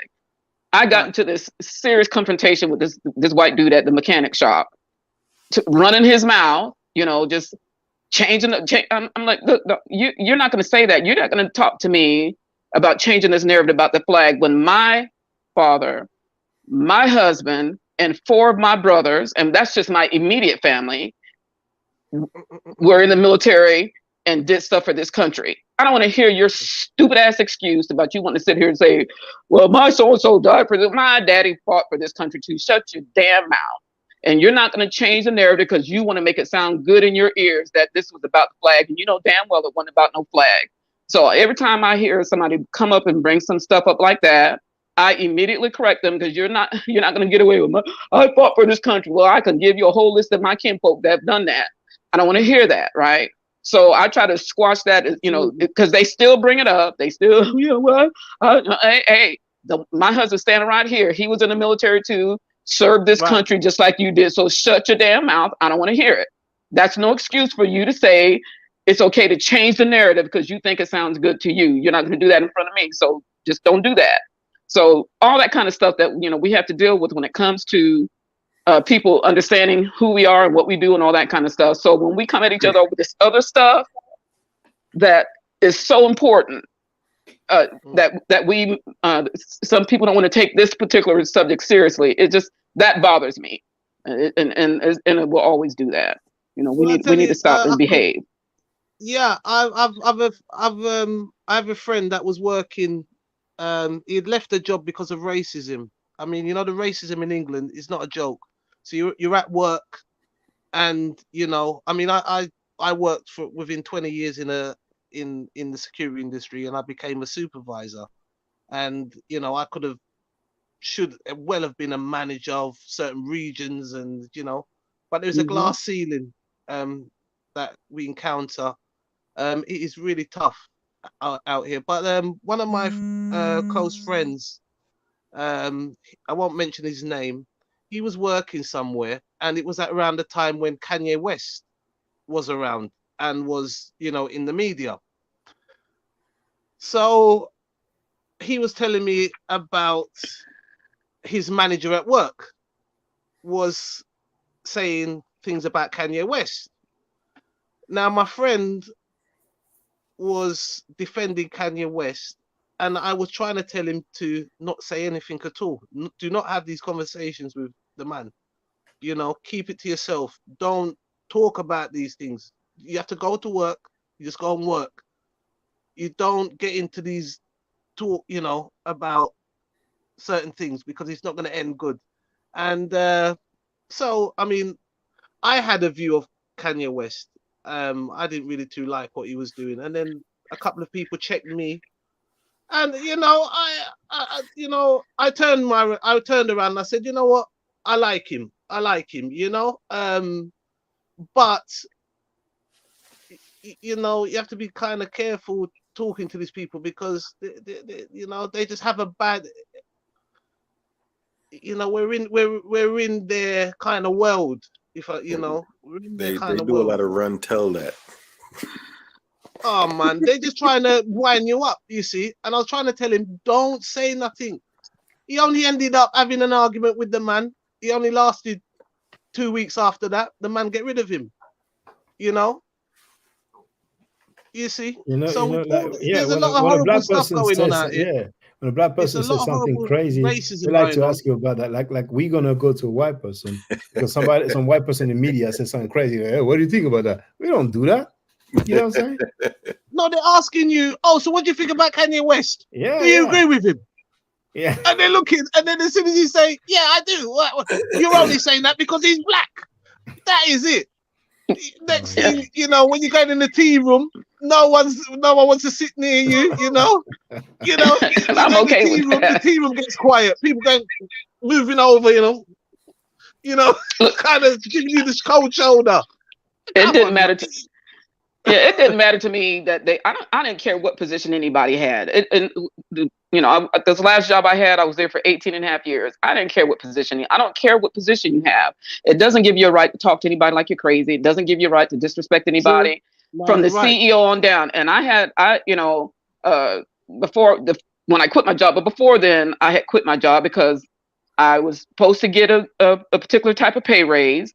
And then they kind of slow rolled it. And then when I finally talked to somebody, they said, well, this is what we're going to offer you. I closed my door. I said, so you're going to tell me that I'm not worthy of this raise. That's what you're telling me. I said, I will take, and I said this is the CFO. I said, I will take my black ass back down to the front where I was working and keep doing what I was doing before you asked me to come down here. But now you're trying to tell me I'm not, I know how much y'all paid her. So now you're trying to tell me I'm not worth what ain't come close near what y'all paid her. I'm like, no, we ain't gonna do that. Went home, told my husband about it, went back to work next day, talked to the CEO, asked him, do you know about all this? He's like, well, yeah. I said, did you think about it? He's like, oh, Andrew, we didn't even think about, how we're gonna. I said, oh, so you're gonna give her damn near a year to fuck shit up, but you want to give me 12 hours to get over it? He told me to get over it. Well, she's not here anymore. Get over it, Andrew. I said, something went off in my head. And I just, so you're going to give me 12 hours to get over this insult, but you gave her damn near year to fuck shit up? I quit. And I slammed the door and went on about my business. I had, Andrew, don't quit. No, you're not. I don't care who you are. You're not going to do me like that. Who do you think you are? And they, Andrew, I'm so sorry. I shouldn't have done it. Let me tell y'all something. I had to break it down and look, I'm the best qualified executive assistant you have ever had. I'm a good confidential executive assistant. You're not going to find anybody better than me. And if you think I need this job, just like I got this one, I can find me another. So don't think you got a little something hanging on my head. She ain't going nowhere. She need this job.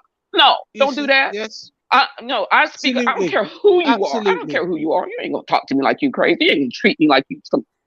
Andrea, if we all behave like that, we'll be in a better position at work. But you don't have that. You have a lot of people. Well, some people can. They don't do nothing, and they'll even turn on you. They will turn on you. The same black one will turn on you. And I've had it all, Andrea. I've had horrible experiences at work. I've had that happen before too with some other black coworkers. They don't want to talk to you more, but at the end of the day, okay, when I went to another job, here they come, Andrea, can I come? No, you ain't coming here because I know how you treated me back over there. No, you can't come here. I'm gonna tell them not to hire you.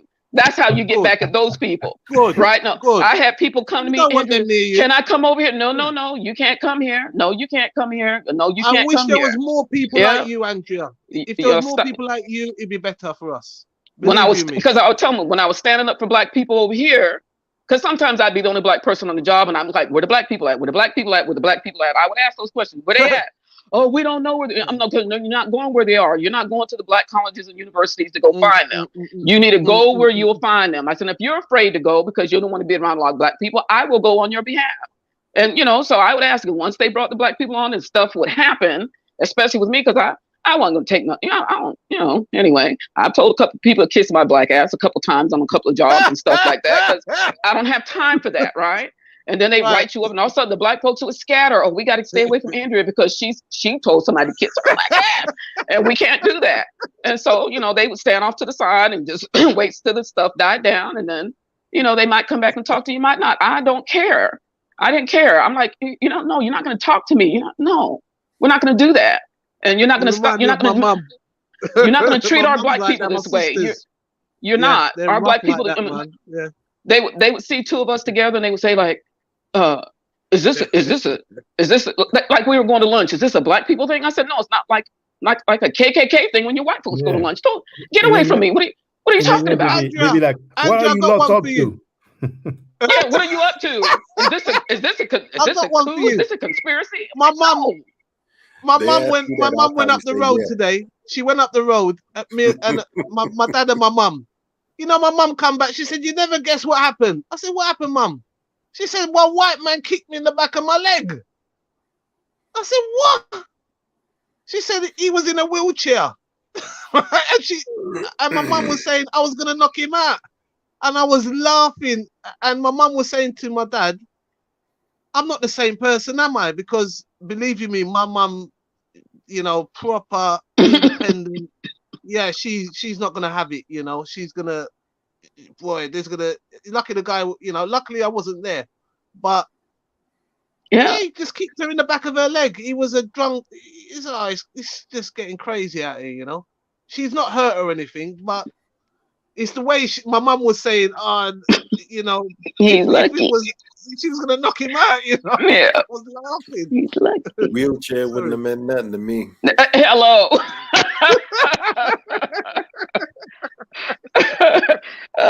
Because my husband, you know, you just see the wheelchair, and the man on the floor.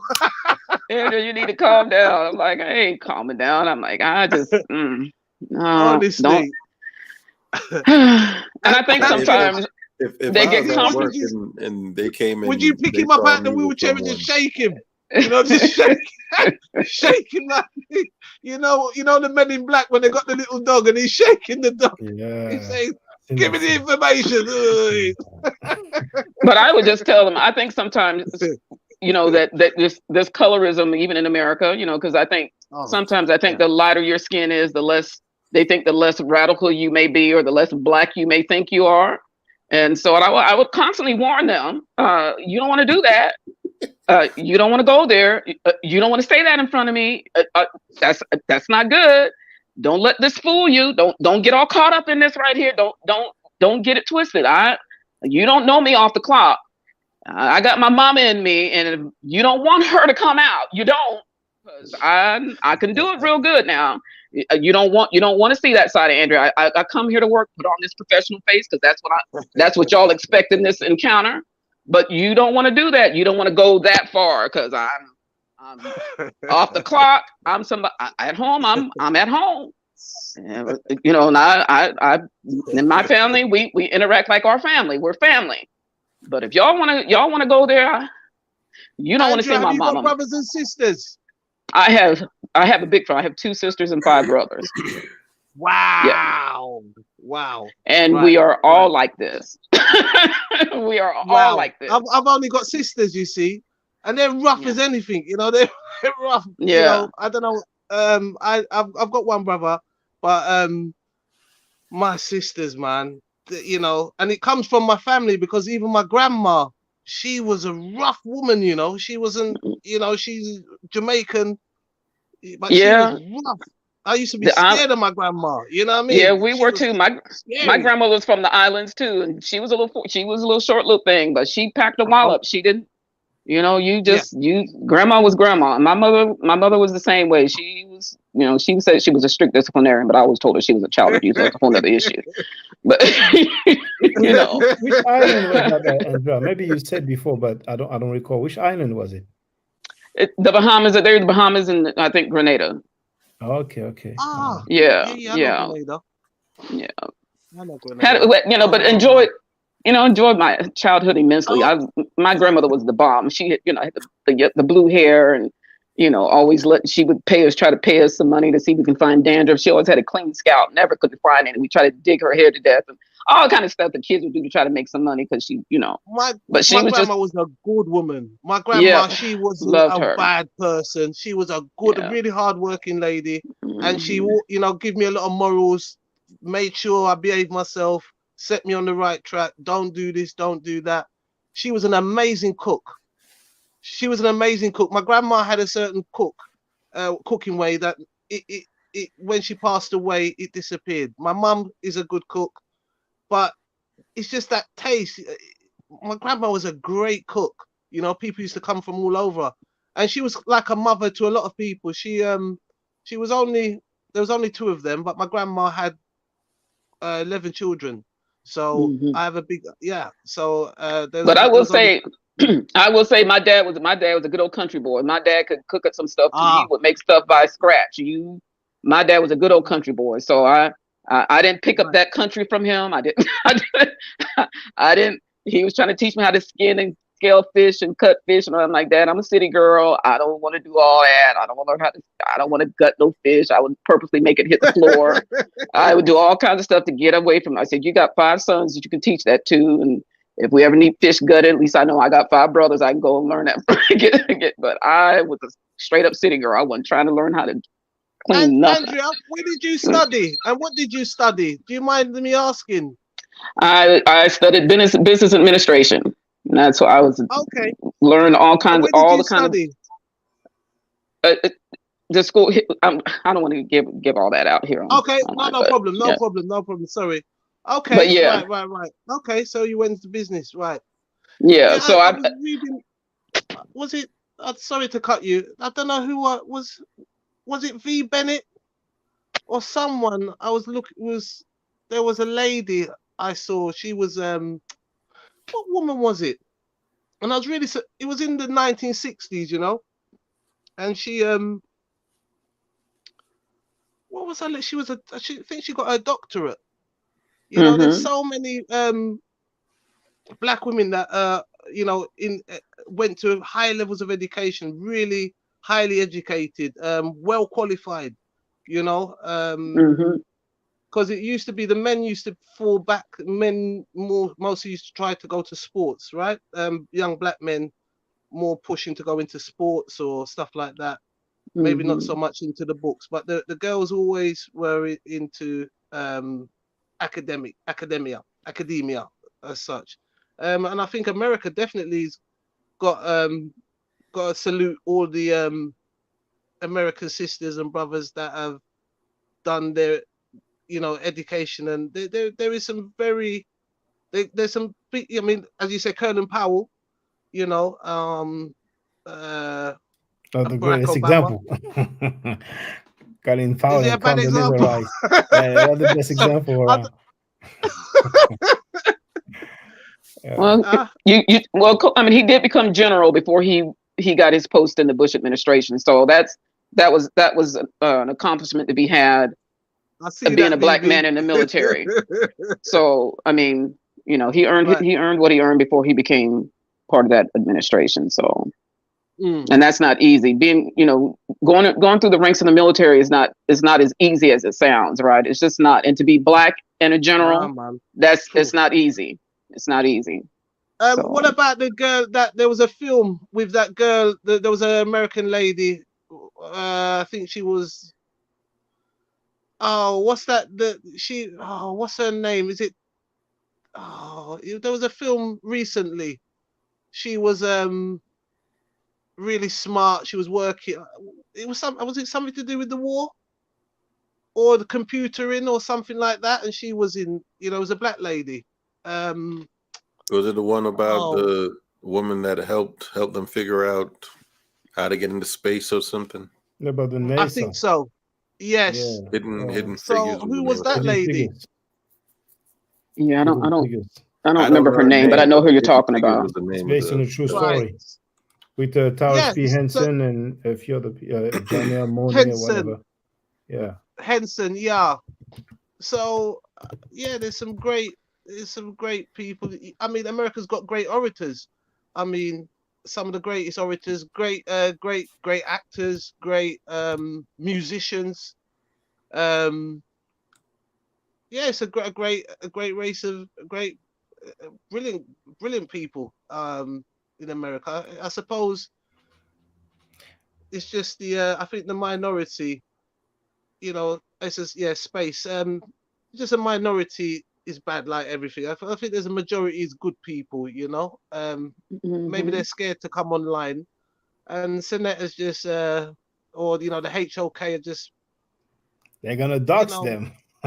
People are scared to come to the panel now. It's not like before now, but I understand it is what it is. It comes to the territory, but these guys are sick, man. When they be putting up people's government name and talking about, I'm going to share your home address, blah blah. But he would never do that to an American, would he? He's only doing that because that's out of order. He would never do that to anyone else. He's gonna get his camera. Don't worry, he's gonna get his camera. I don't want to say too much, but you know. You see, Shaka don't want to really. Anyway, don't say much. But he's gonna get his camera. You know. No, because you know, with that he's movie, striking his channel. He strike Shaka channel. Strike that was Neo's messed channel. up. That was messed up. Strike. Wow. Strike his channel. You know, she I'm cool with her, man, because she invited Sanetta on the panel. He was there for 5 hours. 5 he was hours. Like at home. He was like at home, you know. So I'm like, let her do her thing. But and she also postponed once again her live stream about me and VB. That's basically the. Is there one about you and VB? I see her throwing words. She postponed it 3 times, so we have 4 different dates so far. But don't do it, Neo. Don't do it. Oh man, you know, let the children play. You know, man. Shaka and VB are they're there for you. You know.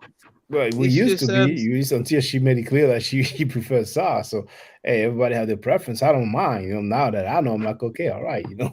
but so what about Enki? What about Enki and his the money that he's sending? That was last year. That was last year. Geez, but man. You know, I haven't seen the stream, but I was told that he was justifying, you know, the move, and apparently I haven't seen it, but apparently he said that he would go back over there because he's doing it for the people, man. You know? But then again, I haven't seen it. But you know, I did not really expect any explanation because that move was just not the best move. You know, I'm being very diplomatic. But you know, at the end of the day, you know, my focus is the rapist and the child molester. So that's the HOK.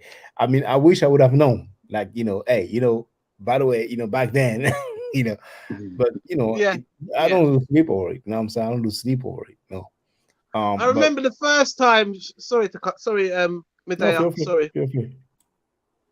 Sorry, I thought I cut someone off.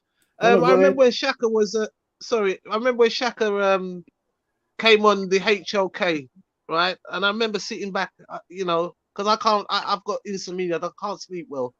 So I was there watching it, and I saw Shaka come on, and as soon as Shaka came on the program didn't look the same.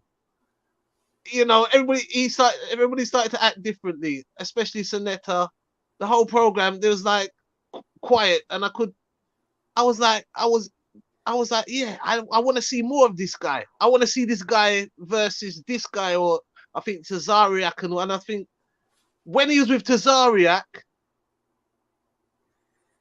Shaka was beating up Tazariak, and Sanetta was defending him. Tazariak didn't want to challenge Shaka, so that one got me. He didn't want to debate. He didn't want to debate you. He ran. Then who was the next person before they started to have an argument? Was it that one? Was it Tazariak, or there was someone Jabari? Before Pseudo Tazariak, you know, I had Teenager Yara, I had Wolf Napashada, Butler Reggie, what's his name, Lord Abba, and a few other people. I guess back then he wanted me to be like a difficulty or whatever, but you know, I gave them all the business. But then he figured, okay, next time you knew what he was talking about. Yeah, next time he figured, you had receipts, Shaka. Yeah, you had receipts, bro. Yeah, so he figured I'm going to help people, but it was just him taking revenge because he didn't like what Ching Ching said. But like I said, I'm glad he did that. You know what I'm saying? I'm glad he did that because the funny thing though, the first time I was a guest over there, I brought up the molestation situation, you know, the Mighty Hebrew. Then when he came on my panel, I asked him about it. He would answer. Then he was answering. So I'm like, oh, he's against that. I'm like, that's cool. Yeah. And next thing you know, then he's just defending them, which was funny. You know? But that's he was on there the other day. I'm sure I see him there the other day. Who? The Mighty Hebrew. Oh, man, he's a regular caller. Sanetta said he slept at his house. You didn't see Sanetta say that?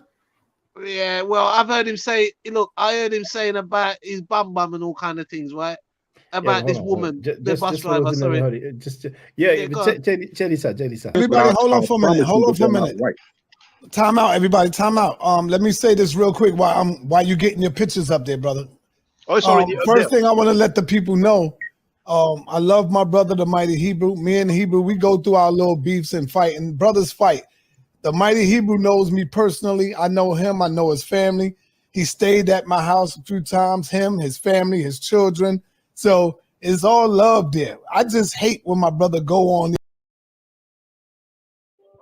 Let's not forget the Mighty Hebrew nigga, who you get constantly on your channel, who's on all the Hebrews channel.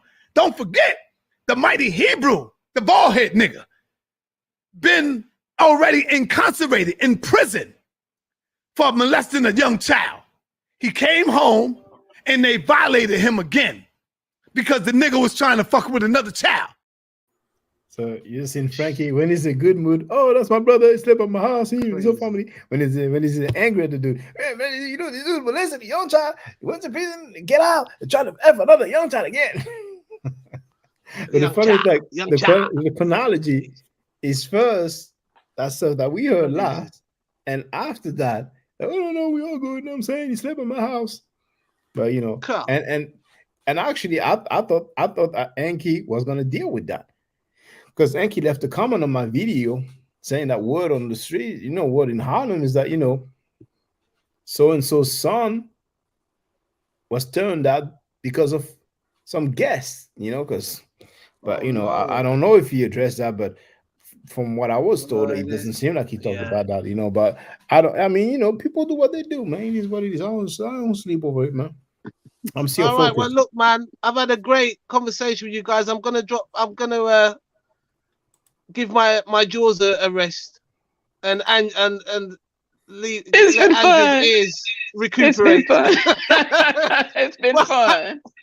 Bye, Andrea. Really nice to see you, Medea. Nice to see you. Same here. Lovely as always, man. Thank you for having me on the show. It's always a pleasure. Really nice of you. All right, see you guys. All right. Bye. It's our brother from England.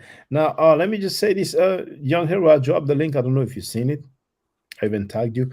But Goodfella Nella, I don't know if you're here, because last time I didn't even understand what was going on. You were saying, like, you know, like I was dissing you or something, like, you know, so if you're there, feel free to come through.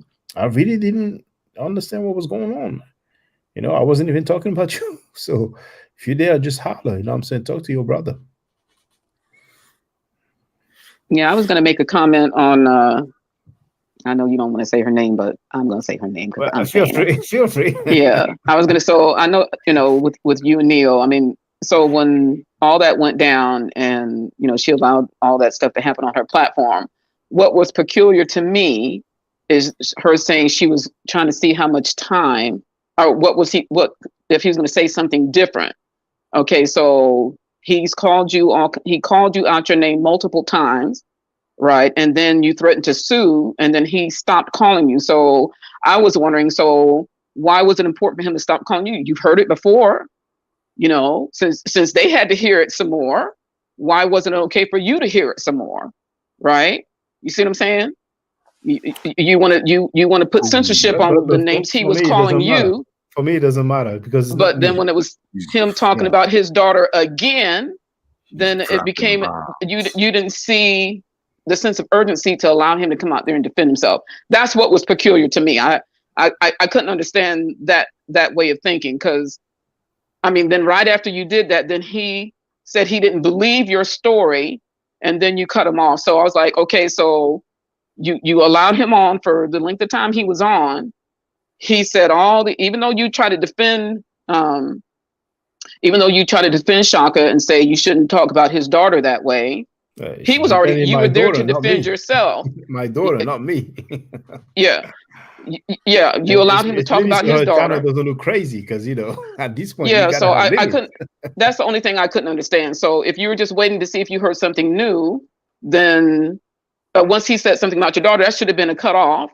But then again, like I said, if you were waiting to hear something new on his behalf and you waited 5 hours to see if you could hear it, then him calling you out your name, you heard it before. You know, if you've heard it once and you heard it again, that should have been okay for him to say it again. But no, you said something. If you say it again, I'm going to sue you for a hate speech, right? Then that's what she said. If he says calls her out of that name again, she threatened several times. She said that she's going to sue him for hate speech. Yeah.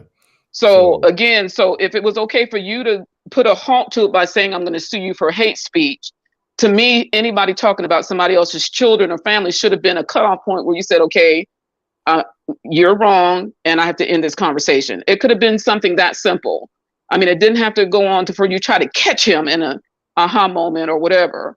It shouldn't. To me, it shouldn't have gone that far. And I try to understand where she was coming from too. I was trying to, rack in my head what she was trying to do, and I couldn't just draw that complete conclusion that I was waiting for him to say something different. It doesn't matter when you know a person's behavior and you know their tendencies to do a particular thing. You ain't got to sit there and listen to all that. You can just hang that phone up or pop them off or do whatever. We're not obligated to have to listen to anybody's derogatory comments, especially as it concerns our children. That to me is where the line gets crossed. As adults, we can handle somebody calling us a whatever, a ban or we can handle that. We grown, but children don't. They don't deserve that. And even though you did speak up on his behalf and say, you shouldn't say that, after that, he wouldn't have been able to say no more, because behaviors, his behavior. And so, and then he turned around and said what he said about you it's just mind-boggling that people go to that extent to where they allowed a particular behavior, and at some point he was going to come back at you again, because that's just the behavior. All you got to do is keep looking at all those videos. His behavior is consistent. It hasn't changed over time. So that's what my concern was with her. I mean, if it was okay for her to listen to him for 5 hours, saying some of the stuff that he said as it concerned you and V. Bennett and so forth and so on, then she should be able to listen to another episode of him calling her out of her name. It's the same thing, right? To me, it's the same thing. If you allow somebody to say something derogatory about somebody else, then you shouldn't say, I'm going to sue you if you say something else, because it's just, you've heard it before. It makes sense what you're saying, but when it's LGBT people, it's like, oh, no, you better not, I'm going to sue you. But, hey, it is what it is, you know what I'm saying? She's going to play like a guitar because, shortly after, he said he doesn't believe her, so nah. But the funny thing is that, she's like, when I asked her, didn't you say that, you have no problem with him? No, I don't think I said that. I think I said, I don't hate him. And she clearly said that she doesn't really have an issue with the dude. Yeah.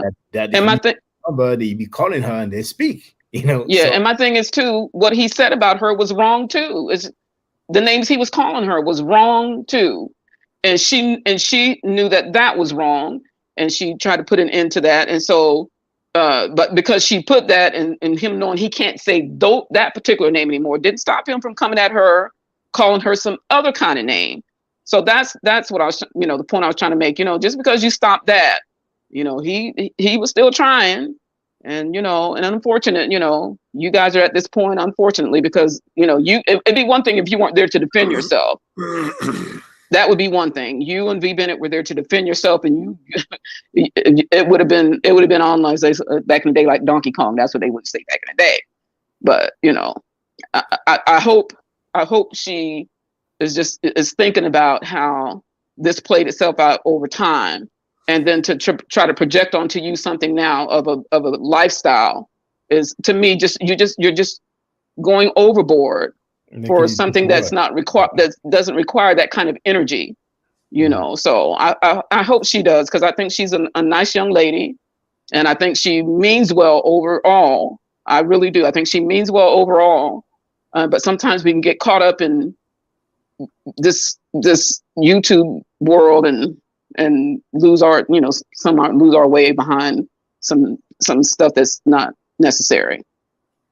So anyway, and it's funny though, once again, that she said she hates Chris, but yet she keeps it secret. Then the guy that she didn't hate then, Sanada, she talked about Sanada's sister being gay. Now she hates Chris, she keeps it secret, but me, I don't know if she hates me, so it's for her to say, but she goes like Shaka Boo Boo and does the broken wrist, like, what are you trying to say? You know what I'm saying? But hey, yeah, I think she's waiting for something to be said, to cry about, because after all she did, she's acting like BB and I were wrong, which is very funny. And it's similar to Pum Pum Smash Walk. We have people wrong, instead of just admitting they're wrong and keep it pushing, then They're just more than stubborn. That's being disingenuous at this point. So I think she keeps postponing the stuff because she needs backup. She needs somebody else, at least one other person, maybe a bit more, and she wants to, hear something that we say. So you see, that's what was said. That's unacceptable, and cry about it. You know what I'm saying? Yeah, I hope that she's not doing that. I hope she's taking, this time to reflect. I'm hoping. I'm always, because they're younger than younger, and they, we kind of do things sometimes, out of. She's 38 though. We have 3 year difference. It's not. Yeah, I didn't know she was that old. I thought she was like like mid 30s. But what? Go ahead, Afimi. I got a question. This woman y'all are talking about. She's LGBT. Mm-hmm. She said several times that she's gay on Pum Pum Smash channel. And Sanetter referred to her by some anti-gay terms, yes. And then she calls you Shaka Boo Boo. Mm-hmm. What is the boo boo? Well, she did that gesture of broken wrist, so she's implying that somehow, somewhere, I will be. Yeah, that's obviously what she's implying. Him and V Bennett. Well, actually, yeah, the title is like, she has my name and V Bennett, and she put boyfriends forever. I mean, she's taking it far, but hey. So she's gay and doesn't like to get teased about being. Like that makes sense. She didn't like the particular name she was being called. Yeah, and then she's gonna, call me some name and imply stuff and have that title that clearly. So it's like Lizzo then. It's like what? This girl Lizzo. You'd have to know the current news, boy, to get that one. Well, I heard she's accused of forcing people to, eat some bananas that were inside of some vaginas or whatever. But I heard she just denied it. Oh my God.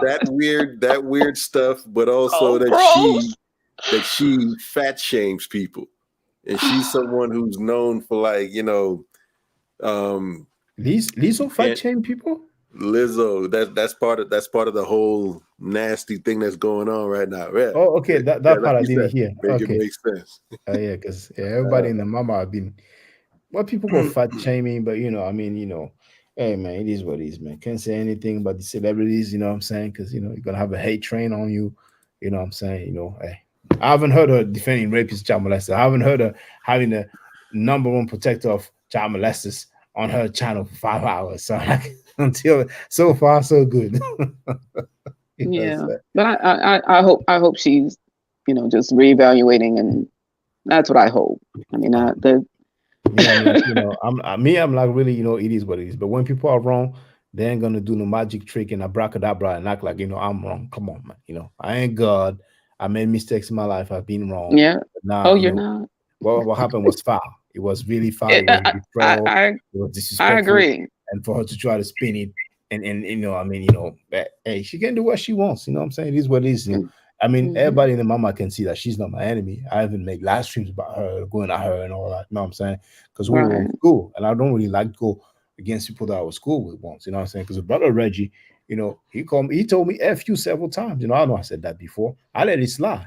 But then when he said he's not a Captain 7 HOE talking about me, I was like, okay, all right then. F you then. You know what I'm saying? So, and then Bobby Banger, first time he told me French, I said, oh, it's like that. I didn't trip.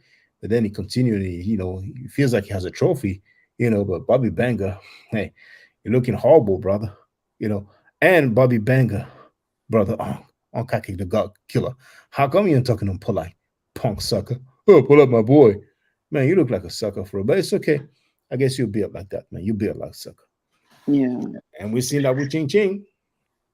See, now he was very pacified. He disappeared for a while. You know what I'm saying? These people running their mouth and all that. You know what I'm saying? It's not about who's the strongest physically, but those people, man. I mean, at the end of the day, it's about a month to go, and then that stuff's gonna crash, and then the madness and the chaos is gonna disappear. You know what I'm saying? And that's it, man. Yeah. It's just these YouTube streets can be kind of sketchy and dangerous every now and then, because I mean, for people not to realize this is going to be out there in the stratosphere for a long time. People want to go back and see all this stuff, and there's just a way that, people should just know, there's just certain things there's certain lines you don't cross and certain things you don't say about people. And I mean, it's just amazing. Like I said, I don't know none of these people. I just know them based upon them coming on your show. I mean, even her, I didn't know anybody, and so, to see how people can just just deviate so quickly, on certain things that shouldn't happen. You come on somebody's panel, they when they give you an opportunity to speak about your situation, circumstance, and had, there should have been some type of, as in somebody else's world say, decorum that would have allowed you to say, okay, enough is enough. I don't even want my ears to hear no more. I mean, it's just too much. It's just too much. I mean, I don't think I know once, if I heard it the first time, that would have been enough for me. I couldn't allow my ears to continue to keep hearing over and over and over again. That would not have happened. I mean, that's verbal abuse, even on her, to hear a grown man saying something else about somebody else's child. That's verbal abuse in her ears. Didn't even have to be somebody else's ears.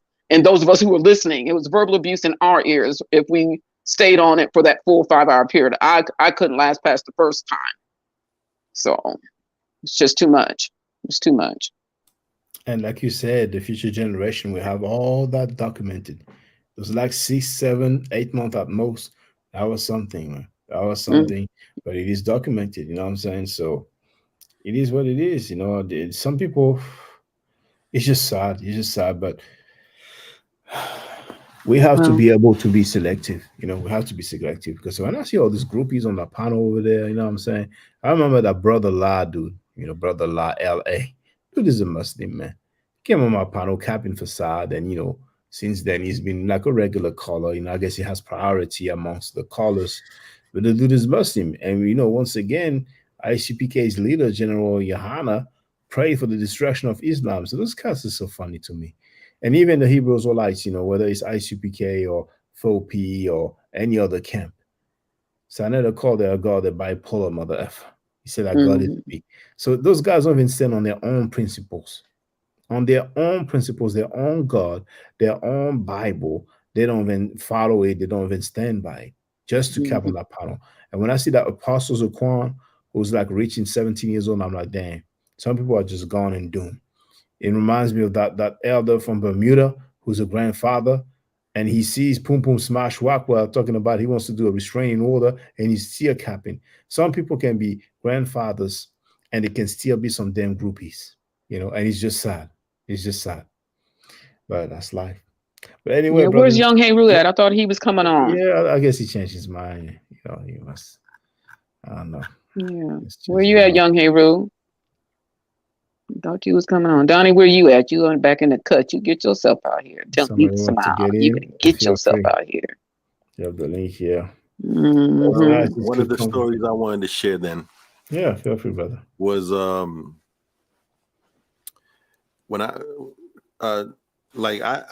agreed with the brother that was in the UK that Jay. Like I don't talk about political stuff, religious stuff, and whatnot at work, any place that I work. But when I was a truck driver over the road, I'd run into some folks sometimes that would want to have certain kinds of conversations. And this was different because when you're over the road, you're only dealing with people from other companies. You're not dealing with nobody from your own company. The only time you see people from your company is if you go to the terminal, which I did maybe once every couple of months or something like that. But I had a guy a couple of years back when it was the big thing in the news. I had a white guy. I was backed into a dock. I just came out from the building from giving him the paperwork and whatnot.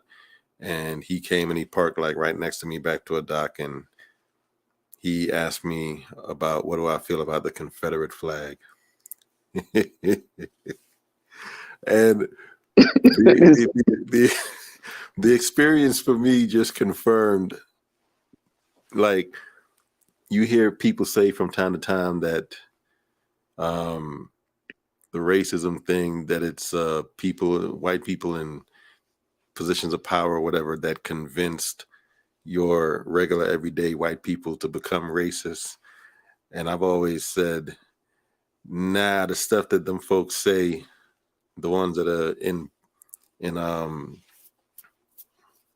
them top ranked positions and whatnot, the stuff that they say is for black folks to just they're always trying to like Jedi mind trick black people, basically. I don't really think that they have to do much convincing of white people to become racist or whatever. But he was doing what I call a safe Negro check, basically. He needed for me to just kind of from all the stuff that was going on in the news at the time, where people wanted to take down the Confederate flags from, everywhere publicly, basically, that it was flying, like at the Mississippi State Capitol and stuff like that. That stuff was having this dude feeling, he was going through some cognitive dissonance, and he needed me to assuage those feelings. Mm-hmm. But, I was just like, he went with the line about how it's just culture, it's not hate, it's not about hating anyone or whatever, it's just Southern culture. So I was like, well, I said, let me just say, I don't feel the way about that flag that I think most Black Americans feel because of the history that they have, that surrounds that whole thing. Me, I see that flag and it doesn't really mean anything to me, except that I get a little bit more on guard than I usually am when I see it. But I said to him simply also that whatever you fought for under that flag is what that flag stands for, period. It's as simple as that. I like the term you use, safe Negro check. But the thing is that, sometimes you have to have, I'm not saying like you should have had, but sometimes like when you have the saying, for every action, equal and opposite is a reaction. And that type of clapback, like, oh, you want to be cool with the Confederate flag? All right, we're going to have a flag. Now turn the flag, not turn the day. How you feel about that? Well, that's why Marcus Garvey created the RBG flag. It's specifically about that, because white folks used to tease Black people back in the day about not having their own flag or whatever, because they considered, the American flag and the Confederate flag to be their thing. There's like pictures of the civil rights movement when you had a little child, marching, involved in the marches, whatever, they were waving a flag and got white folks snatching the flag away from them because that don't belong to you, But you see, that was my main answer to him was, if you had people fighting under the banner of that flag to maintain slavery, then that's what the flag represents. Simple as that. Just like you had folks fighting under the banner of that Nazi flag or whatever to try to exterminate people, then that's what it represents. Simple as that. Yeah. And the thing about it is too, they want us to forget, our history and stuff that happened to us here, but they don't want to forget, the Alamo. They don't want to forget, 1776. They don't want to forget none of that. They don't want to forget the Holocaust, even though it didn't take place in America, but they still want us to be reminded. They want, just like that brother was out there on Shaka's page the other day and say, we need to stop talking, Black people need to stop talking about slavery. Well, you better tell everybody else stop talking about their stuff. And as a Pan-African, first we have to get over it or get over it. To me, my response to that always was like, you've got reminders of the past all around. Mm-hmm. You know what I'm saying? You have counties named after dudes that was in the KKK and in the Confederate Lynchburg. Army. You know what I mean? You got cities named after them. You have the slave owners on the money for every day for people. It's everywhere. It's on the everywhere. Everywhere. Exactly. Street named after them. Yeah, that's why, like I said, when my boss told me to get over it, when they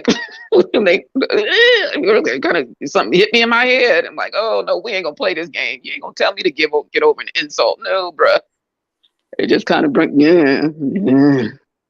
You know, but they're so quick to, you know, like I said, I don't have time for all that. I'll bring up all kind when they start talking. I let them bring up the subject. I don't bring up the subject to, you know, my white friends or white people that I know. I don't bring up the conversation, but if you're gonna go there, we're gonna go there. If you want to say, I remember years ago that there was a newspaper reporter that wrote an article about Bill Cosby and who was Cornel? Was it Cornel West? Back in the day, talking about their book that they wrote together, or going on a tour, you know, telling us to pull, you know, black men to pull their pants up and all this other kind of stuff, and blah blah blah blah blah blah. I wrote to him, and I'm like, you know, your comments sound more like an insult than they sound like a compliment, because you all want to go around here and parade like this stuff is not happening in your community. What would have been better is for you to go into your community and talk to your people about what y'all are doing that's causing some of these problems to happen. I said, because over there, you assume, you're wanting us to assume that your families, you know, everybody's coming from a you know, 2-parent household and stuff like that. And, you know, that's not happening. We're just to blame for all that stuff. And he comes back and he says, like, well, you know, I'd like to, you know, engage in this conversation, but, you know, I'm insulted that you said that you called me racist. I said, I didn't call you one. I said what you did. So he tried to change it again. No, I didn't call you a racist. I said what you said came across that way because you all want to act like this stuff is not happening. He says, well, you must not have seen my article about the rich white kids in Plano, you know, having these problems, right? And I'm like, wait just a second, right? I'm like, the difference between those rich kids and everybody else is they're not trying to help themselves. Their parents help them, right? Yeah. I agree with Bill Cosby because, you know, as long as black people don't want a handout, I said, black folks have never said we wanted a handout. That's just what you want to call it because it sounds better coming out of your mouth to make you feel better about you saying, I agree with so-and-so and so-and-so. But at the end of the day, those rich white kids weren't trying to help themselves. Their parents sent them to the, you know, addiction centers and stuff like that to get help. It's not like they were saying, Mommy and Daddy, I know I have an addiction problem. Please send me. No, they're not doing that. Their parents had the money to send them someplace. So don't do that.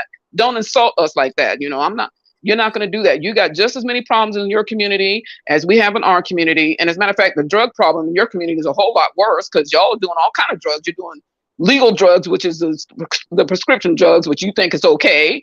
Then you got all these drugs in the street that you're doing. So don't do that. Don't make it sound like we're the scum of the earth when you know that's not the case. So everything gets reframed. Exactly.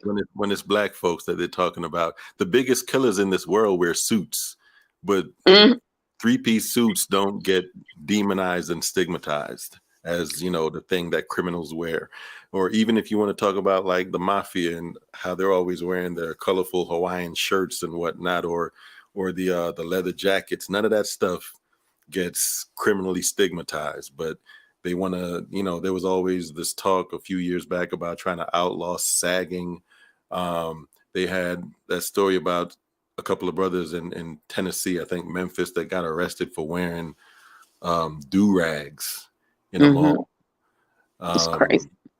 Stupid stuff, especially nowadays too, when people bring up the like really actually trying to talk about criminalizing sagging pants or blah blah blah. I'm like, y'all are defending dudes wearing dresses nowadays, man. What?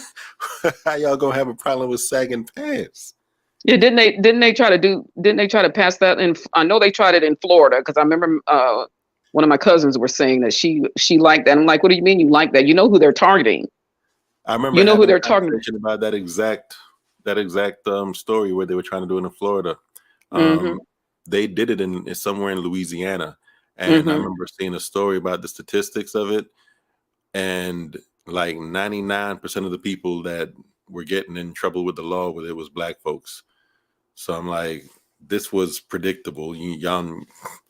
I mean, this is basically like a black law. There's been plenty of white folks out there that dress in ways that show their underwear. You know, from plumbers. Show the crack of they ain't the underwear. the plumber butt and crack the is underwear with notorious. them. They Yes. You know just what I'm saying? Yeah. I've crack of the been ass. to And that's Yeah. worldwide. ever since I came up to America, I saw white folks in Walmart and Target and whatnot in what do you call it, the night clothes, pajamas and stuff. Pajamas. Yeah. Women like the girls, the white women are wearing like men boxers as shorts out Mm-hmm. there like that and whatnot. So they have those issues too, but they in Louisiana in that area, they just arresting only black people for it basically. Yeah. Or But I don't know if they it's used to have arresting, but they were getting in trouble with the law. and they used to have gangbangs. You know, I heard that Bush stopped a few because you know they have some records. You know how many guys they sleep with and stuff like that. And there's another thing I want to say, but it has escaped me. But it may come back to me. But yeah, it's just like the sagging is too much, you know. But some people are gonna have gangbangs, you know what I'm saying? All kind of weird movies like The Purge. I haven't seen The Purge, but you know, movies about just killing for the sake of it. It's just, and you have the Ku Klux Klan, you know what I'm saying, who have their rallies and some of them gather and you know, doing the high Hitler stuff, you know, praising the Nazis, you know what I'm saying? But the sagging is gonna be a problem. But go ahead. You have I mean, there were a few years ago, like 2016 or something like that. There was a big shootout in broad daylight in Waco, Texas, between some biker gangs. yeah, I remember that. About 200 people got arrested. Nobody went to prison over that. There was 9 people were killed, 17 or 18 people injured. Broad daylight. Nobody went to prison for that. Yeah. And there's all kind of examples we can throw out there. Yeah. Where these people, like their medical establishment, the insurance especially, they have it set up where upwards of 50,000 people die every single year unnecessarily just because of how their for-profit healthcare system is set up. Yeah. And I'm like, if black people were the main ones profiting off of something like that, it wouldn't be legal. Right. But I see stuff that they do like widespread, and at best, you might get like up in New York when they finally made the stop and search thing illegal a few years back. Not that I shouldn't even say it that way. Not that they made it illegal. It was already illegal. What they did was they had a trial where they ruled that the practice was unconstitutional, meaning it went against something that's already laid out in the Constitution that you cannot do. But nobody went to prison for it. Yeah. And that's how they do with a lot. Like you'll hear about a lot of stuff that they do systemically, widespread across the country or something, and they have these trials where they rule something unconstitutional and nobody gets into any trouble. Yeah. Yeah, and Donnie, I agree with you in your little comment that we need to take accountability, and that's what I was trying to tell that newspaper reporter. Yeah, we need to take accountability for our actions, but you go clean your house up too. Don't come over here and try to jump on the bandwagon over here and tell us, you know, we don't mind helping people as long as people help themselves. Like I told them, we're not asking you for no hand up or no handout. We want you to treat us fairly and do what's right by what the laws say that you're supposed to be doing. So I'm not trying to excuse us of any accountability. I'm not. I'm sure you weren't just talking to me, but I'm just saying I wasn't trying to just say that it's just us. Yeah, but at the end of the day, yeah, we understand there's house cleaning to be done. I'm surely not saying that. And at the same time, when you think about all this stuff, you know, like when you were talking about earlier about the people wearing suits that are committing more, you know, my husband worked for this company years ago, and the CEO of that company put a freeze on their stock options and stuff, took all that stock money, you know, wiped out people's livelihoods, the whole 9 yards, people committing suicide left and right. White collar because crime. all that stuff. He wound up going to jail for it, and he thought his sentence was just too harsh. Oh man, and you come out, you got a target on your back. It's best for you to stay in there. But you know, people don't look at those types of crimes. That's you stole from multiple people at one time, and you wreaked havoc in people's lives at one time. One fell swoop, you did it. if you're going to rob somebody, you got to go either house to house, store to store, walk up on somebody. You know, that takes a upfront, you know, you got to be up and personal with somebody. But to do that big wide crime like that, all you got to do is, you know, do what he did, stop, you know, take your money out. And, you know, but they don't look at stuff like that. You know, like you said, it's white collar crime, and, you know, it doesn't carry, you know, it's not as bad. But yeah, even in 2008, when all the bottom fell out, my boss knew somebody who went to some place and committed suicide because he lost a lot of money. And he's like, I don't understand. He could have just wrote it out. I said, that's easy for you to say. You don't know what he had his money tied up in, right? So, but they do that stuff, and it's, you know, hey, it's just something to do. You know what the biggest form of burglary is in America? What is it? It's by cops. What do they call it? Civil asset forfeiture. Yes. It's responsible for more theft basically than all other forms of burglary combined in the country. Just cops taking people's stuff. That's bananas. But nobody goes to jail for it. Nobody gets a trial. None of these cops are getting nothing. So it doesn't. That's the thing about their statistics. It doesn't even it's a crime, but nobody's getting charged. None of them.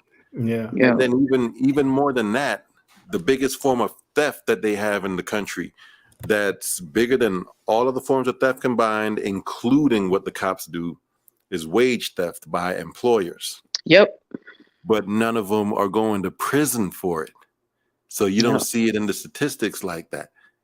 But they got us up in there though for breaking into a car, they got us. Yeah, they got that. And we not only have the police killing people unjustifiably on video, color, nice quality, you know, HD. We have them planting drugs on people, and they don't go to jail. We see them literally putting drugs into people's pocket. Like, hey, what's this? You know, you got to have nationwide and worldwide protests to put them to get charged for murders that they're committing on video. Yes, exactly. So now think about that for a second. Yeah, think about it. Yeah, same thing with Ahmaud Arbery's killers. It was on video, and you had to have nationwide protests to get them dudes charged. Now, if that's what it takes to get white folks charged with crimes that they're committing on video, what do you think's going on in their neighborhoods when it comes to crimes that ain't caught on video? Right. Are they being more vigilant, you know what I'm saying, in prosecuting them for crimes that we don't see them committing? Yeah. We get a I can't trust this. Yeah, because you can take that all the way back to Rodney King when we saw them beating the hell out of him. You know, people like, oh, don't believe you didn't see what you saw. Don't believe what you saw. You know, that didn't happen that way. You know. Yeah. I mean, it's just all kind of crazy stuff. But again, you know, we know that we got work to do in our communities, and we need to do what we need to do in our communities to make our communities better. And that's just it's understanding, and we need it, and it's the hard work that has to get done. And at the same time, you know, that doesn't mean that you don't call out the injustice that comes from the other side, where they don't want to see how, you know, the impact. Because, you know, one of my coworkers said to me when we were talking about, you know, them finally coming in and not using Aunt Jemima and Uncle Ben's pictures on their products anymore because, you know, they didn't get permission from the families to do that. They just did it and made all this money. And, you know, don't know if any of the families ever got paid for that, you know, or the lady, what's her name? The one who they're using all her, she's been dead for a long time, but they're still using her cells to do all this research, didn't get the family's permission and stuff like that. Yeah, that's who it is. And I was telling him, and he says, well, you know, people today, you know, the people today don't owe you that. I'm like, what are you talking about? There is generational wealth that has been passed down because of this stuff that they did to Black people that they did not get paid for. So using their image and profiting off of all of that, that is where they stole from those families. I said, so I don't know what you're talking about. I said, because everybody that has money doesn't mean that they work to get that money. Walt Disney's daughter said, I didn't work to this. I inherited this wealth. I didn't work to get it. So everybody that's wealthy didn't work to get it. They got that stuff handed down. And now they're reaping the benefits of the generational wealth that was handed down to them. But now you're telling us we don't deserve, or we haven't earned, or it wasn't these people. Anybody benefiting off their grandparents' wealth from back in the 1800s, 1700s are just as guilty as the people who did it back then. I mean, it's not their fault, but it's still something that needs to be rectified. So, yeah, it reminds me of a documentary that I saw about the slave trade, and I think we were talking about Bristol, and there were some people who were descendants of those slave owners. But not only the slave owners were making crazy money, you know, the people were manufacturing chains and basically all the stuff that those slave owners needed, you know, not only the people on the boats for the transportation, but, you know, the people on the land, you know, when they had those slaves. And, you know, in Europe, you know, people made some crazy money, you know. And but hey, reparations is out of question for them, you know, the sense of justice now. No. Right. Or even like, yeah, or even like that land that, you know, like some black people own the land, some beachfront property in, you know, California. They bought some because white folks didn't want them on the beach. Next thing you know, the government comes in and says eminent domain, and they left it sitting there for years. They didn't do nothing with it. They just want black folks to go over there and to go to the beach. And now, and then they wanted to pay the family $75 million. I said, man, that's just a drop in the bucket. Ain't no telling how much that stuff was, how much money they would have made. And for them to arbitrarily come up with a number to try to satisfy the years that you didn't make money off of that land over there is just asinine. And it's insane that they keep doing stuff like that. I saw like a YouTube video not too long ago where this black family has land. I don't know where it's, I think I said this already. The dad, a nephew, and the son have land, and now the city's trying to do eminent domain and put a railroad through their land. I mean, it's this constant trying to take from us what doesn't belong to them by using these types of words and types of government policies that allow them to do stuff like that. To me, is just wrong, you know. But and we need to address all of that. Yeah, it goes back to the 40 acres and a mule, you know. And I like that name from Spike Lee's production. That was not given, you know. I mean, it's just so messed up. And you know, for those who don't know, and I think maybe some well, I think from the things that, you know, it was British colony first, you know, because before it became the US. But even in French West Indies, slave owners got compensation for the end of slavery, you know, for the money that they would not be able to make. It's just crazy. They basically paid off the people who were enslaving and raping and killing and torturing. It's bananas. Yeah, but then especially they about justice. Yeah, because they did that. That's what the French did in Haiti, right? They made them pay all that. Not just Haiti, you know, Guadeloupe, Martinique, yeah, you know, those Caribbean islands, you know, that are still French territory today. You know, I mean, Haiti is no longer French territory because they successfully, you know, kicked them out. You know, but the sad thing is that, you know, France threatened them with war again, and then Haiti signed and agreed to pay 150 million francs, which is most likely worth many billions today. And they took the loans from the French banks, and, you know, with the interest, that's how Haiti became poor. Haiti became poor because of France. And there's a French Asia that I think maybe in my community timeline on YouTube, but, you know, there's a French journalist, you know, I don't remember the name, but she was from one of these journal, and she was talking about that. You know what I'm saying? And a few others also I mentioned that, but, you know, they wait so long before they talk very openly about that. You know what I'm saying? I remember there was the organizers years back, you know, that's over a decade ago. They had the auction of objects and letters, you know, like chains about the slave trade, you know. Some organization, you know, for the memory of the, you know, the enslaved people, they went over there and basically, you know, prevented that stuff from happening, you know. I mean, it's so disrespectful, it's crazy. You will never have an auction about, you know, what they call Shoah in France, you know, and other parts of Europe. You know, people use the term Holocaust, you know, in the US, you know. You don't have no auction about, you know, the Holocaust, like here it is, you know, some stuff that used to belong. But when it comes to respect, it's just amazing. And the sad thing is that, you know, what they like to do all the time is get some token black folks who's going to talk, who's going to make their talking points. You know what I'm saying? You know, now Candace Owens, I don't really know where her mind is at now, but I was so surprised that she's been having some interview with Andrew Tate, or and I'm like, okay, all right, but Kanye is going through some stuff. It's obvious, but you have some people every now and then, Jesse Lee Patterson, and even Tommy Sotomayor. You know what I'm saying? I heard he's been doing OnlyFans, but it's usually like that. But what can we do? Yeah, just keep speaking the truth, no matter how how it comes, how it comes across. Can you still hear me? Yeah, I hear you well, sister. Yeah, my headphones get ready to go out. But yeah, it's just we have to just keep speaking the truth, because just the mindset of from the religious point of view has a lot of people still, up in here having difficulties, right? Because we want to believe something that, yeah, we want to believe, it's mental slavery. Yeah, and it's just mind-boggling. Like I said, I tried my best to listen to some of that and partake, and it's just exhausting, because something, for me, starting in the mid 90s, that's when it came alive to me. It's like something just ain't setting right. Then I read all these books. I had all kind of books I was reading. I just constantly this. First I, thought, well, Jesus was black because that's how, you read those particular scriptures and stuff that, okay. So when they came out with the article that said, well, when white folks said Jesus was black, and I went and talked to one of my neighbors about it, she says, well, I don't see why we're making such a big issue out of it. I said, well, then why'd y'all make such a big issue to make them white? Yeah.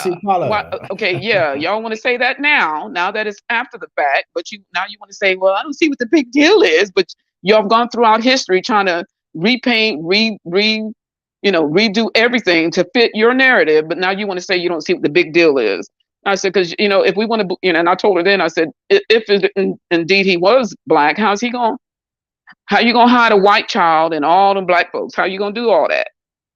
And they're like, oh, yeah, you can't. So y'all stop lying. He couldn't be white, because he would have stood out like a sore thumb, and they would have found him. He would have been easily be found. And well, I don't see what the big deal is. Well, yeah, it's easy for you to say that now. And so even from there, it's been a journey, let me tell you. So I gotta say, it's been a journey. And I'm glad to be on this other side, because there's so much to learn, and I'm glad I wasn't one of those people who decided to shut down and think that I knew everything and that I know everything. And, because if we're still, there's people who think, you get to a certain age, you stop learning. No, you don't. We should be learning till the day we die, because there's stuff that's out there that we just don't know about. And if we don't take the time to, like stuff that, like I said, when we were growing up, all we heard was feed the children. We thought, they made us feel like, the only thing that happened in Africa was a bunch of poor kids who had flies, big bellies, and orange hair. That's the images that they kept putting on the TV here, and they still do that to some degree. And then you got these. When I was in primary school, they even asked us to bring some rice to send it to Somalia. When I was a kid, Somalia equaled Somalia and Ethiopia. Equaled, starving, skinny, skin to the bone. Yeah, people, the flies, they but then eventually they stopped that because it was so cliche, but they did that, we had our share of brainwashing, what I'm saying? Yeah, and they have pastors that go to Haiti, and they go to Africa, and they want to come back and say, we got to do all this, we got this drive that's going on. Man, we don't need you going over there to do. Y'all are the ones who cause all that, wreak that havoc over there. Don't come back and tell us, what's happening when you caused the thing to happen, and now you want us to pay you to go back and fix what you broke. You broke it. You go back and fix it on your own. So it's I like I said, it's just been a journey, and I'm glad I'm on the other side of trying to understand what our people brought to the table before any of this came into existence. And it's just been refreshing for me. It's been fun. That's all I gotta say. It's been fun, and I'm glad that I am where I am today. It's been fun. The journey has been it's been great, because now I have something to leave to my kids and my grandkids, that they know that we've been on this plight of studying and trying to get a better understanding of who we are, because we've been sold a bill of goods about who we are. and what we contributed around the world. They're trying to make it sound like we didn't do a damn thing and they didn't learn anything from us. Or, I read some book where it says that Queen Elizabeth or one of them didn't take a bath for like 13 years. I'm like, what the hell? They think she's holy. Some European royals, they were like that, Yeah, like, are you? The French King Louis XIV. I mean, Louis, you pronounce the S in English, but we don't in French. Louis XIV, who is probably the most majestuous or rich or famous French king. I was told that he had his first bath when he was like maybe a teenager, like the first bathe, like one arm and then the other arm, something like that. But that's something. Even Napoleon, I was told about, how he used to write his lady and ask her not to bathe. So when he would see her again, he like the batsman. I mean, it was just phenomenal. Just sick. Powders on themselves, and of course the perfume is like. They were like cats or something like something. White enslavers themselves documented the how often enslaved Black people used to bathe because it was so strange to them. Shaka, I'm gonna jump out and come back in because my headphones get ready to pop off. I'm gonna jump out and come back in. No problem. Yeah, they would see us bathing in the morning and bathing in the evening, and they thought it was so weird that they had to document it. It's crazy. Now to answer Donnie Williams, he asked, what are your thoughts on Candace? I didn't know her until she started speaking regarding George Floyd's family, you see, and she was threatening to sue the family, and I thought it was really off. I mean, you have a family grieving because they lost somebody. And then it seems to me like she's just, criticizing Black folks for the sake of criticizing Black folks, because I'm like, you want to criticize Black folks, fine. But Black folks are not the only one to be criticized. So why don't you criticize? That's my thing. You know what I'm saying? That's my thing. I mean, I criticize some stuff that Black folks do that I disagree with, but I don't criticize Black folks only. I criticize, white, Europeans, Asians, Christians, Muslim, Jewish. You know what I'm saying? But when you have those people like that, it's like Tommy Sotomayor. Tommy Sotomayor was criticizing mainly Black folks, particularly Black women. But hey, to each his own, man. I don't lose sleep over her. You know what I'm saying? I really don't. The good thing now with the social media and the tools that we have is that we can easily, when I say easily, it depends on our stance, but we can have a large platform we have without dealing with the traditional media, whether it's radio, TV, or newspaper, and that's great, and we should take advantage. But what I don't like is those fakers, and we know who the fakers are, who be false flagging. You know what I'm saying? And just slowing us down, But go ahead. You wanted to speak, Afimi? I was just saying I don't listen to Candace. I think most Black people, I mean, if you don't like what somebody's saying, just don't listen to them. It's as simple as that. I don't listen to her. I already know what she's all about. So I won't be doing like the young lady I was talking about earlier, listening to Candace Owens, expecting for her to say something different from what she normally says eventually. Yeah, some new rules that people make up, some new principles, some new talking points. It's always like that. It is what it is, man. But that thing though, like once again, I gave the example of Pum Pum Smash Rockwell. It's just amazing, man. Somebody is just wrong. He won't just admit he's wrong. Yeah, go ahead, brother. I don't know who the Rockwell person is, but I hear you all the time say Pum Pum Smash Rockwell. So where does that come from, man? Oh, I thought you knew him. He's a guy from the rap group Hieroglyphics. He's known as Casual as a rapper. He's from the Bay, from Oakland. And we used to be cool, man. But I found out he was hating on me for a long time. But he basically said that the Hyksos are fake. He had a video entitled "The Hyksos Are Fake." They made that up, and he also claimed that Kush is not in Nubia. So I made a video, very diplomatic, entitled, "Oh, I appreciate that, Donnie. It's been a long time you didn't get any super chat. Thank you for that." The video was entitled "Hyksos Are Not Fake" or "Hyksos Are Real." They didn't make that up. And actually, first I said, "Give to Pum Pum Smash Rockwell." Hyksos are, obviously didn't have Pum Pum in the title, but I like that nickname. So I basically showed that it's not fake, it's real, and dude got mad, And instead of just admitting he's wrong, I mean, even him saying that Kush is not in Nubia, he's still trying to push that. So all you have to do is say, no, my bad, I'm wrong. I didn't expect him to apologize and say, oh yeah, thank you for showing my mistake. No, but come on, man. Like, this is some limits now, you know. But yeah, like I said, this has been a true learning experience being on here for the last 6-7 months. It's been like I said, I just to hear the backstory of, you know, or the back whatever of all this is just it's just crazy. It's like, you know, what the hell? You know, what the hell did you you know, did you come out here for? Like, you know, because that's why I don't try to talk about the person themselves, the people, because I don't know them. If we're just talking about the behaviors, I'll talk about the behavior, but I don't know them, so I won't address them personally like that. Just their comments, if they make certain comments and stuff like that, I'll comment on the comment. But I don't know them like y'all know them, because like I said, I haven't been out here, and I'm not gonna, you know, go in on nobody or say anything bad about them because I don't know them like that, right?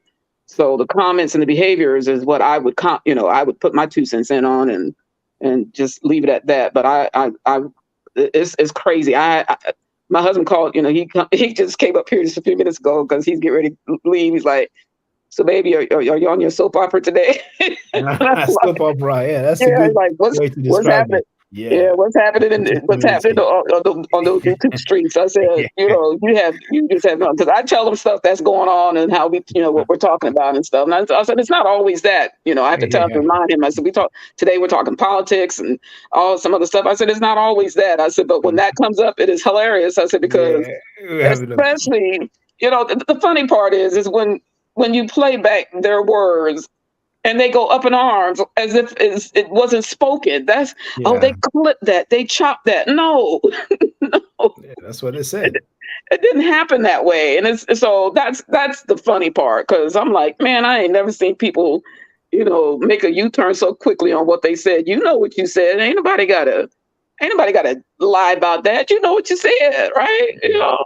Yeah, they're complaining about us playing what they're saying. You know what yeah, but then they do that to, you know, they'll do that to you, and they'll you know, make fun of whatever. But you know, I'm like, okay, you're trying to play this, you're playing the same game.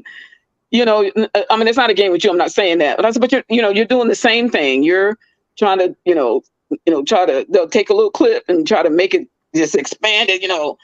Like the other day with the phone and the text message and stuff like that. I'm like, okay, something doesn't look right, but we don't know for sure. Fresh Ninja. Yeah, but we don't know. I mean, we don't know for sure, but basically just on that, you know, the excitement was too much for it to be something so serious, right? So that's how you can almost tell that somebody can't be telling the truth about stuff because of how they react to what they are doing. Yeah. So it's just because when you know that you're telling the truth, you ain't got to get loud. You don't have to get excited. You don't have to cuss nobody out. You don't have to call nobody's names. You ain't got to call nobody's family names. When you know you're telling the truth, you don't have to go to that extent. You just speak it, and it is what it is, right? But when you know you're lying, you got to say everything you can to distract from the conversation, and you know, and that's where all that other. I'm not saying it's not, you know, like when you know somebody's saying something to you every now and then, you gotta come back and cuss them out a little bit. And I get all that. I understand that part. But I'm just saying that's not your norm from the times I've been out here. I just know it happens every now and then. And then when Young Heru comes out here, he takes it a whole nother level. Young Heru, Ching Ching. Yeah, Ching Ching has been, and you know, and I like a Femi on here, and then you know, everybody who comes out here, it's a good thing to hear all these different perspectives, because like I said, y'all know them, and actually I didn't even know that that y'all didn't know about him, like that you found out the same way everybody else was finding out. I didn't know that either. I thought y'all knew all this stuff. I didn't know y'all knew, you know, because when we played that clip of him, you know, y'all just telling Sana to be careful.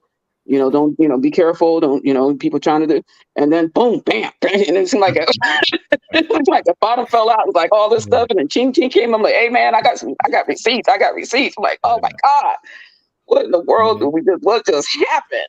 What just happened? It was crazy. I was like, I'm like, okay.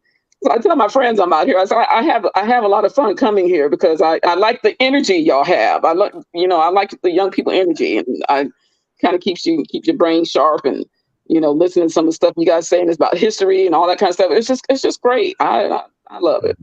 I actually, I've been going back and forth with a lot of people over the years, but rarely have I laughed so much, clowning people and refuting people. But go ahead, Afemi.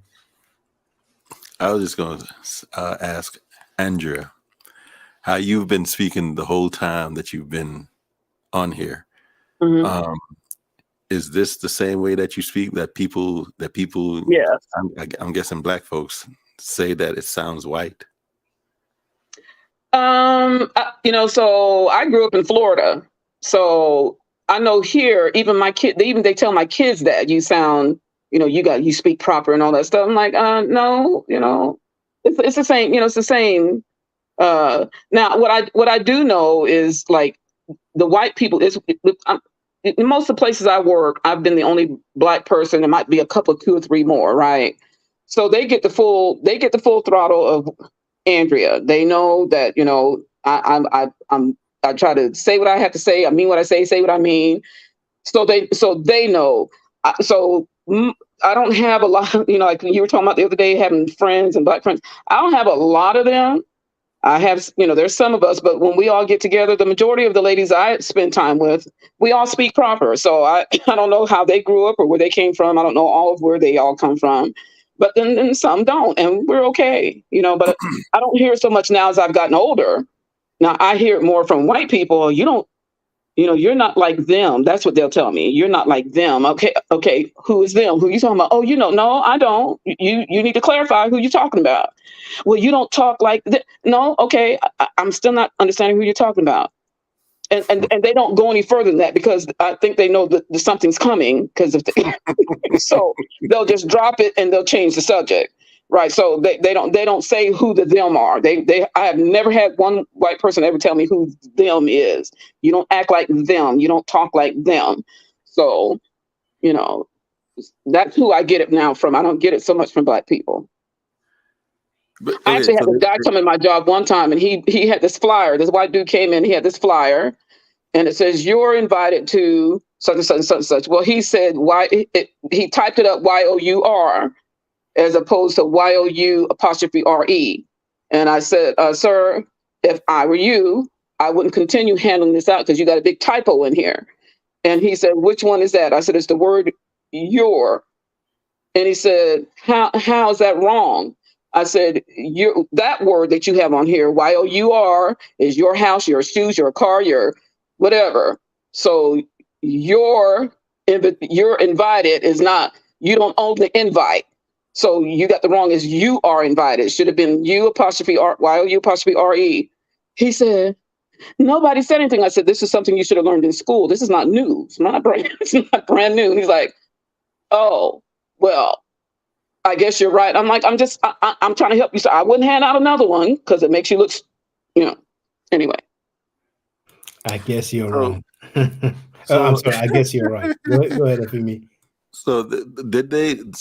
In those situations where they called you out about how you speak, did they say that you speak properly or did they say you sound white? Both. See, because I got the proper thing, but nobody ever told me that I sound white. Mm-hmm. I got both because, like I said, my dad was in the military, so we were raised around, like I've said before, we were raised around all different types of people, predominantly white. We grew up in a predominantly white neighborhood. So did my kids did too. We grew up in a predominantly white neighborhood. So that's what we knew. So, they would say that, you just think and all this, you think you're cute, you think you're this, you think you're that, you think, it was a whole gamut. You name it. They were trying to throw it at us because we weren't raised, now mind you, I will say, I didn't like being in that neighborhood. I always try to find a way to get to the other side of town. I don't care how I got there. I wanted to go where my dad would threaten to move us because we would, if we fought with one another, my dad would say, I'm going to move y'all to such and such and such. Like, yes, that's where the brothers are at, right? So I didn't have. I was on the other side of town trying to hook up with my black people. And I did that at a young age. I'm like, I ain't trying to stay in this white neighborhood. There ain't nobody over here for me. We had a neighbor that lived across the street from us. He used to tell us to go back to Africa where we came from. All kinds of dumb. We had all kinds of stuff that white folks was doing, trying to do to us. And they would come in our yard. My brothers had friends. They would come in our yard trying to call my brothers' names, and I'd try my best to beat the hell out of them. Well, they called me a cracker, and we can call you what we want to call you in our yard. You get your cracker ass. And I would say, get your cracker ass out of our yard. But, we had to do all this stuff, and they left us alone. I mean, every now and then you had to fight one just so they know, hey, leaving black folks on the corner alone. And for the most part, they did, and we got along with that older white lady and her husband finally moved out, who was telling us that woman would come out 1, 2, 3, 4 o'clock in the morning, bang on our fence, tell us to go back to Africa where we came from. And my dad got tired of it. He said, Andrea, you and your sister come out here and whoop this woman's ass. And as soon as we ran outside, she ran back home, right? She was right across the street. So I was looking forward to that because I was ready but she ran back home. So what part of Florida was stuff like that happening? That was in Tampa. Tampa. Mm-hmm. I know whenever I've driven by Tampa, I don't know what it is, but like driving on 75, mm-hmm. I would always come to it might be Tampa, it might have been Brandon, where I saw this big, I always see this Confederate flag. Yeah. Right there. Yeah. I have family, some family lived out there, but yeah, I grew up there, and we, like I said, I was me and my sister I was in the 8th grade and she was in the 9th grade. At the end of the school year, there was this big riot that took place. We got off the bus and said, niggers go home, and all this kind of stuff. We had all and her and I were the only black kids on the bus, so we had to walk home. We weren't going to get on that bus and get beat up by the white kids on the bus. We walked home. I'm like, it was crazy. I mean, it was all kinds of stuff that happened back then. And when we tell our parents, they're kind of like, that didn't happen. But the brothers at the school, them brothers were not playing. Them brothers tore some tail up that back then. They didn't. I wish. I never saw nothing like that down in Miami. I never even saw a Confederate flag in real life until going further north in Florida. Mm-hmm. Yeah, I'm not. We lived where my grandmother lived. I didn't see all that stuff either. But Tampa had its. I don't know why it had its share of whatever it had there, but I don't have no desire to live in Florida anymore. I'm good. David Duke, I think he was in Palm Beach, Florida basically. But let's hear from Turiel. How you doing, Turiel? Is that you? Yeah, how y'all doing, man? What's going on? Chilling, man. What's on your mind, brother? Yeah, I didn't come in here to crack no heads this time. Yeah, I just popped in. To say to Sister Andrea, I was listening to what she was saying earlier when she was going in, and the sister's super well spoken, man. And I just wanted to join in here and let her know that, and she sounds like a strong black woman to me, So I don't see why I had people say I sound white before, I've had people say that, so that ain't no big deal. But what you were saying earlier about people need to go in their own community and work on their own community. That was really deep, Mm-hmm. and I just wanted to join in here and let you know that, that was some strong words, and that was really deep. Yeah. Thank you. Yeah, there's like I said, I'm 61 years old, so I think I'm older than everybody for the most part that comes on the panel, and I've seen a lot of stuff, and understand how some of this, understand how some of it works. I mean, a lot of stuff has changed, like all this technology and stuff. I think is what's causing our kids to have a lot of problems and stuff like that, because everything's at their fingertips now. And it's, kids are having problems with being able to disconnect, and, they're talking about being bullied online, and all you got to do is turn the computer off, but they don't, or your phone off or whatever. That concept, I don't understand. Like, I have to explain to my grandkids and stuff, like, oh, grandma, so a couple of my grandkids are, they're overweight, and, and I tell them, I said, well, are you? Oh, grandma, they called me fat. Well, are you? Yes. Okay, then what are you crying for? If you don't want to be called that, then do something about that. Don't get upset about it. I mean, it'd be one thing if somebody called you out your name and said something about you that's not true about you. But, even then, sometimes, like when people say something to me, yeah, I am all that. I am, yeah. And then some. So it's probably worse than that. So I try to take the sting away by agreeing with what they're saying, because I don't have time. I'm not going to waste my energy anymore. Back in the day, I would have gone probably back and forth. But nowadays, John, you call me a hoe? Yeah, I'm the biggest hoe out there. Yep, I am. Woo, goodness gracious. Yeah, but you know what I'm going to tell you 2 stories, right? So we had somebody come here one time.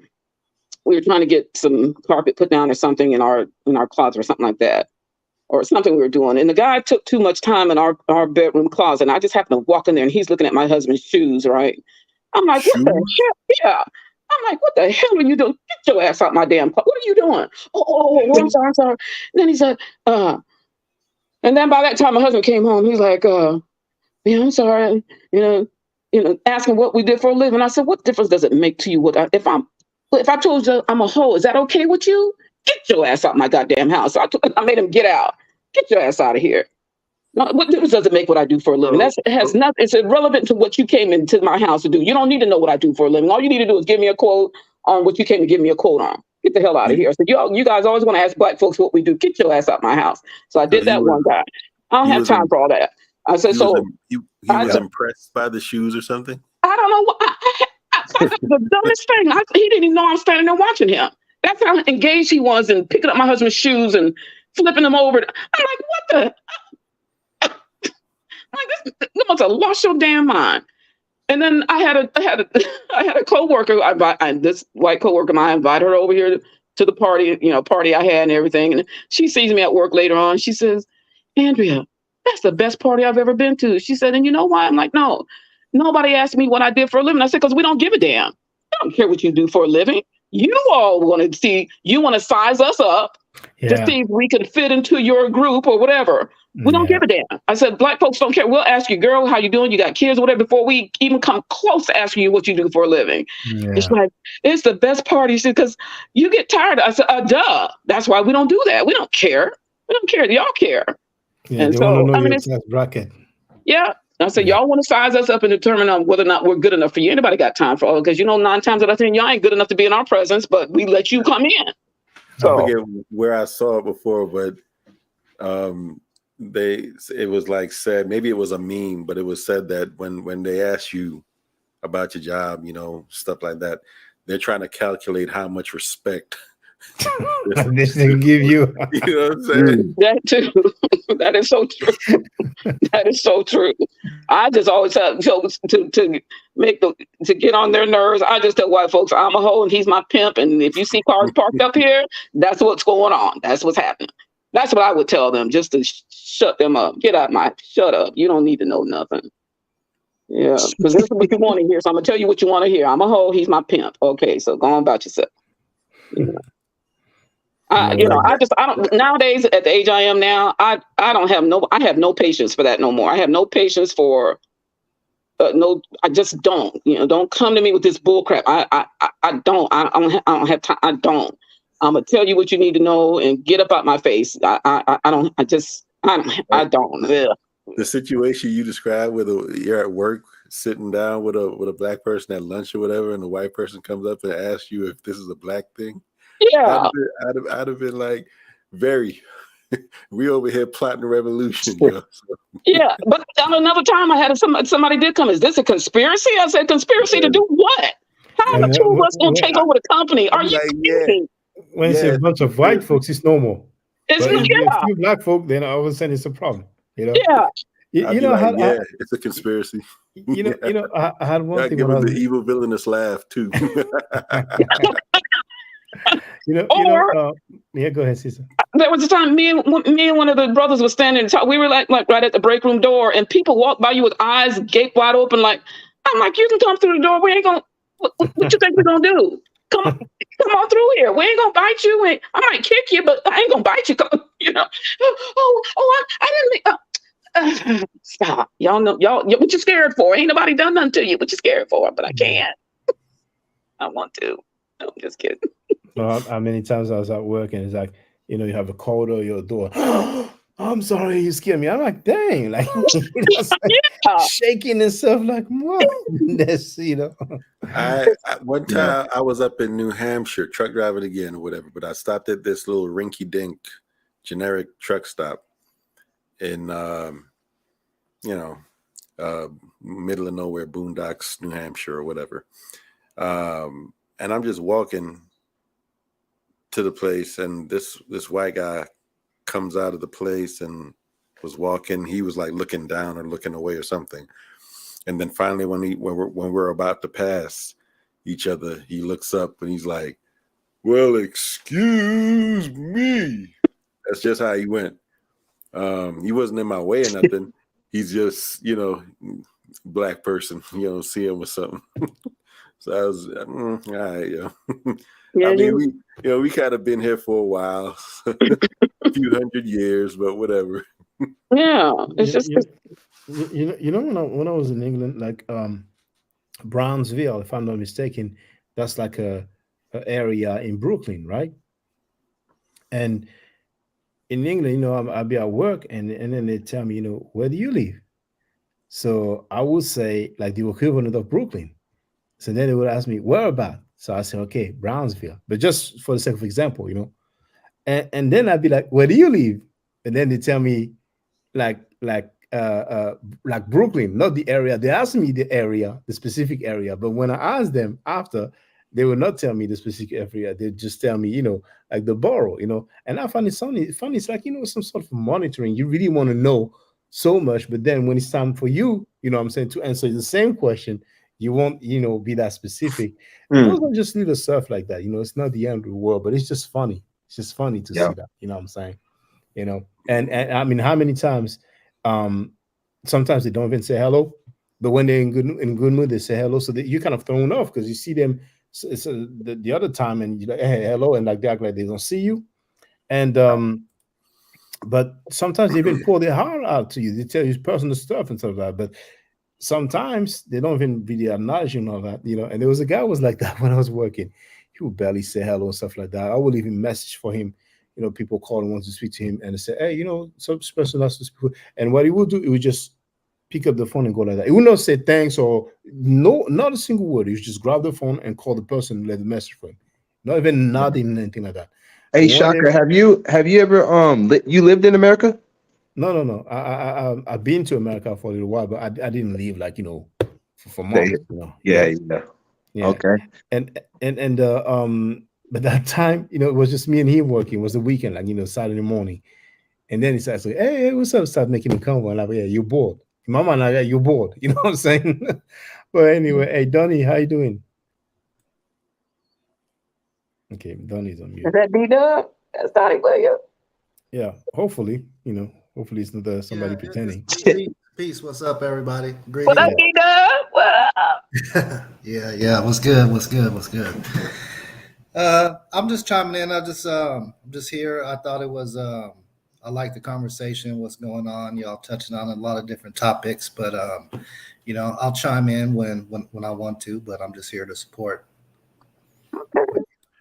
On my jobs, any job that I've been on, I'm basically known as at least by white folks, I'm known as the guy that never speaks.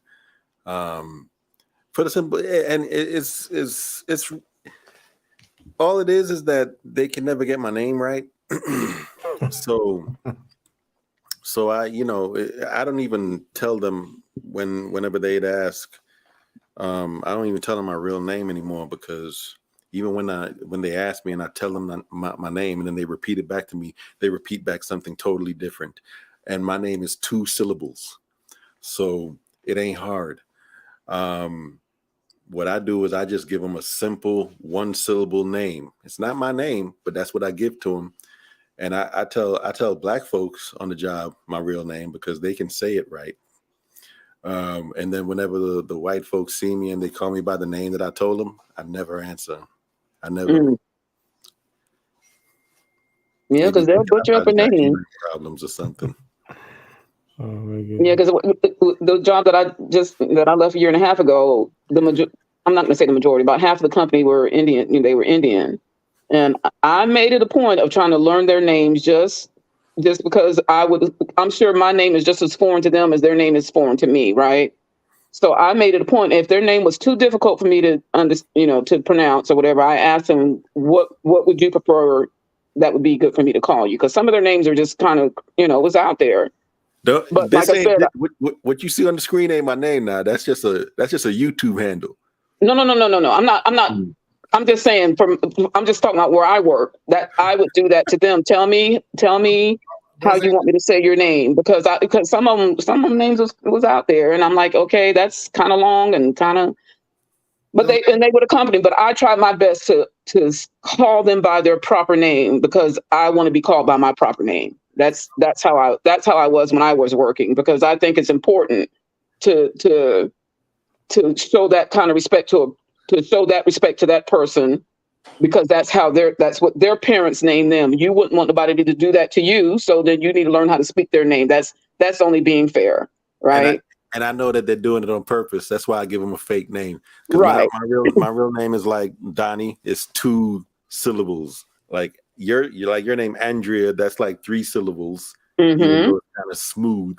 But it would be like Andrew is my name, and they're messing it up. I'll tell them Andrew, and they'll say something stupid back to me. So now I just give them a 1 syllable thing like Drew, and just leave it at that. Yeah. Clay, leave it at that. Where are you from? Where are you from? And I never acknowledge them when they say it. Where do you live at, brother? Well, I live in Florida, but this was like just jobs I've had all over the country. Oh, okay. Truck driving. White folks have always given me problems, and I know it's on purpose, because if somebody comes to them and says that their name is Tchaikovsky, they'll get it right. They'll tell them some just ridiculously long name from Europe, and they'll get it right every time. But I come and I tell them a 2-syllable name, and they're getting it wrong. I know they're doing that on purpose. Mm-hmm. I don't even tell them my real name. Most likely. Andrea, did you have a lot of Singh? If you have Indians, Singh, S-I-N-G-H. No, some Singh. Patel. Oh, Patel was probably the bigger one. Yeah. Indian name. Yeah. So, and then there was some other kind of, a lot of different names. I don't want to say other names out here, but yeah. So Singh was a little bit, but Patel was probably the most. Yeah. Definitely. Yeah. Yeah, and they, and talking with them, they even said that they had their little outside of just classism, they had their colorisms that go on over there in their country as well. Yeah, they have class system. It's one of the most racist nations. I mean, they're racist towards each other. Yeah, and colorism, because unless you were colorism, unless you were born into one of those class systems, if you were a dark-skinned Indian, you got treated worse than a light-skinned Indian. They would tell me all kinds. I used to love to question them. I'd ask them, hey. And they like, and they would tell me all kinds of stuff. I'm like, man, y'all ain't no different than here in America. And then you want to come over here and try to tell us what to do over here? Go, you got your stuff going on over there. Tell your fix that up, but don't come over here and criticize when you and that's what I found. They would come over here and they would think that Americans didn't want the jobs they were coming here for. I said, are you kidding me? I said, who was that? My Indian coworkers, because they would come over here on visas, right? They would come on visas that the company would pay for, bring them here, and all this other kind of stuff. But at the same time, they would think, and they would say out loud, I don't know why they did, but they would think that people didn't know how to do those jobs that they were coming to America for, these engineers and stuff like that. And I would have to tell them, I would say, you see that area right over there? That used to be called Telecom Corridor. And the only reason why you're here is because they don't want to pay the people that they know from that corridor the money that they know that they should be making. They bring you here because they know they can pay you cheaper salary. Yeah. And that's the reason why you're here. You're not here because they can't fill a job. You're here because they don't want to fill a job and pay the people the money they know that job is worth. That's the only reason why you're here. That's not true. I said, well, you go figure it out then, because my husband at the time, he had just gotten laid off his job. I said, my husband's been an engineer for, I can't count how many years. He's more qualified than you to do that job. And they won't hire him because they know they got to pay him more than they pay you to do that job. I said, so don't come to me and talk all this crap, because you ain't been in America long enough to be talking no crap like that. Right. And they would say, well, I just what they tell us. I said, I don't care what they tell you. I don't care what they tell you. I'm telling you, I've been in America all my life. You just got here. And these are people who are just coming to America on their visas, trying to tell me why they got hired. No, you got hired because they don't want to pay somebody else that same salary. I mean, or more than that, because the engineers in that area right here, it was called Telecom Corridor. We had Nortel, you had MCI WorldCom back then, you had MCI WorldCom, you had Verizon, you had all these big time telecom companies that were, that once the layoffs had, Cisco, all these big companies were here. And then they want to sit here and, no, you got here because they want to pay you less than what they pay those people who they know are qualified to do the job that they brought you in to do. So, Yeah. you know. So was this like the first time you met him? You just went up to him? I mean, No. These are people who got hired. You know, I was the office manager, the executive assistant, and I had to onboard the people. And, you know, I got to know the people. And then once they got comfortable with me, they'll come and start talking. They'll tell you all kinds of stuff. Oh, okay. You know, no, I wouldn't engage in that kind of conversation from the beginning because I don't know them. Yeah, because it kind of didn't sound right. That's why I wanted to ask for that clarity. Yeah. No, these once they got comfortable comfortable around me, and they would bring up those conversations, and I go in there with them. You're not gonna say that and get away with that. You're just not. And I would have those conversations because they knew if anybody's gonna tell them the truth, that would be me, right? Mm-hmm. Because they watch, you know, people watch how you work and see how you do what you do and how you take care of them. Because as the office manager, I had to, you know, take care of the building and make sure our employees onboard them. I did HR, I did all kinds of stuff to onboard them, make sure they were comfortable and all kinds of stuff. So and learn their name. I think that's the biggest. And they would tell me, Andrea, it's just been so nice working with you because you take the time to know who we are and learn our names and stuff like that. And that's just, we really appreciate that. So once you establish those kind of relationships, then they come back and they tell you all kinds of stuff. They'll talk to you about all kinds of stuff. I wanted to ask you a question too. So you grew up in Florida, right? Yep. So they got a big Indian population there. Is that correct? Not at the time that I grew up there. I haven't lived in Florida for almost 40 years. So it wasn't like that when I was growing up. Okay. I know they got some reservation there, Seminoles or whatnot, but I don't think I've ever seen them. But hold on, I think she's talking about Indians, you know, who come from Asia. You know, I don't think she's talking about Native Americans. I mean, so-called indigenous native. Thank you, Shaka. What were you talking about, Donnie? You're talking about Indians from across the water, or you're talking about Native Americans? Yeah, so-called native, or the native. No, I didn't see very many. We, you know, like I said, my dad was in the military, so we stayed on the military base for a few years, and then we moved to that neighborhood that we moved to. That was, you know, predominantly white people, and there were a couple of Asians there, but for the most part, we were the first Black people to move where we moved to. So I was trying to lead up to a question. I don't know, maybe you could still answer it or whatnot. Go ahead. So, you know, you say you're fairly new to the internet and stuff like that. You know, I'm not new to the internet. I'm just new to this StreamYarding and all that stuff. Yeah. Okay. Excuse me. So you heard of the Black people claiming that they're indigenous Indians and stuff like that? Have you heard that argument? Yeah, from the Dan Calloway peoples. Yeah, he's one of the main ones, but it's starting to spread. Do you have any thoughts on that? I don't know anybody that's that way. Now, you know, if they want to believe that, you know, I'm not going to step in and try to make somebody change their beliefs on that. I you know, that's a belief system that they want to believe in. That's fine. I don't care. They still, and even if they want to believe that, they're still going to be confronted as Black people. I don't care how they try to define themselves or what they think they look like. At the end of the day, if you get confronted on the street, you can't throw out, I'm Native American. They're not going to treat you any different, right? So I don't care about all that. I don't pay too. I'm going to say I don't pay too much mind to that. I listen to Dan Calloway a couple of his YouTube thingers or whatever. And I didn't agree with it. So I just stopped. I don't keep listening to stuff I don't agree with. So I don't agree either, for the record. Yeah. I just wanted to ask what you thought, because I thought Florida was a big Indian, has a big Indian population. Yeah. I don't know about big. They're there.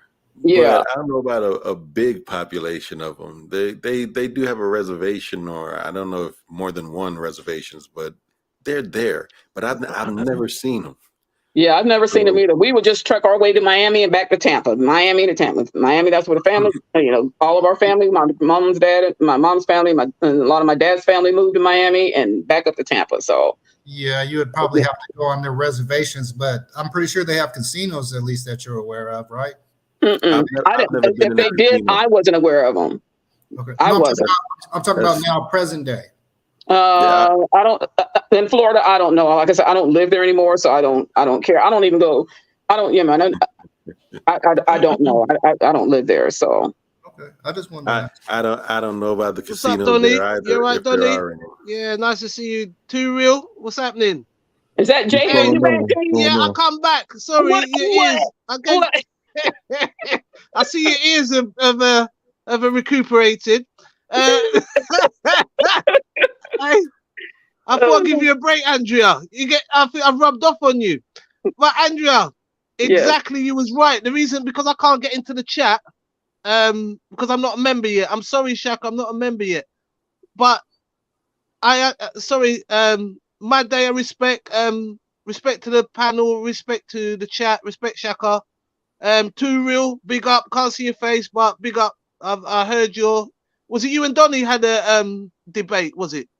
Yeah, me and Divine. Yeah. Divinely inspired. Divine Inspired. That was a good debate. Yeah, well done. I like Divine Inspired. Big up Divine Inspired. You know what? I love everyone in the chat. I even like Young Heru's music. But I wanted to and I love VB and I love Shaka. You know, I love Madea.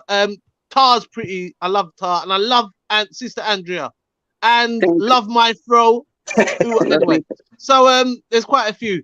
You know, when you was talking about them paying people less money, you hit the nail on the head, and I've experienced the same thing. That's what I was kind of hitting on. I experienced that as well, where people be coming here and telling me because they got this in their head what black people are like. You've got people that are from from in London, you've got people from the Eastern Europe side of things. So they were underneath the communism.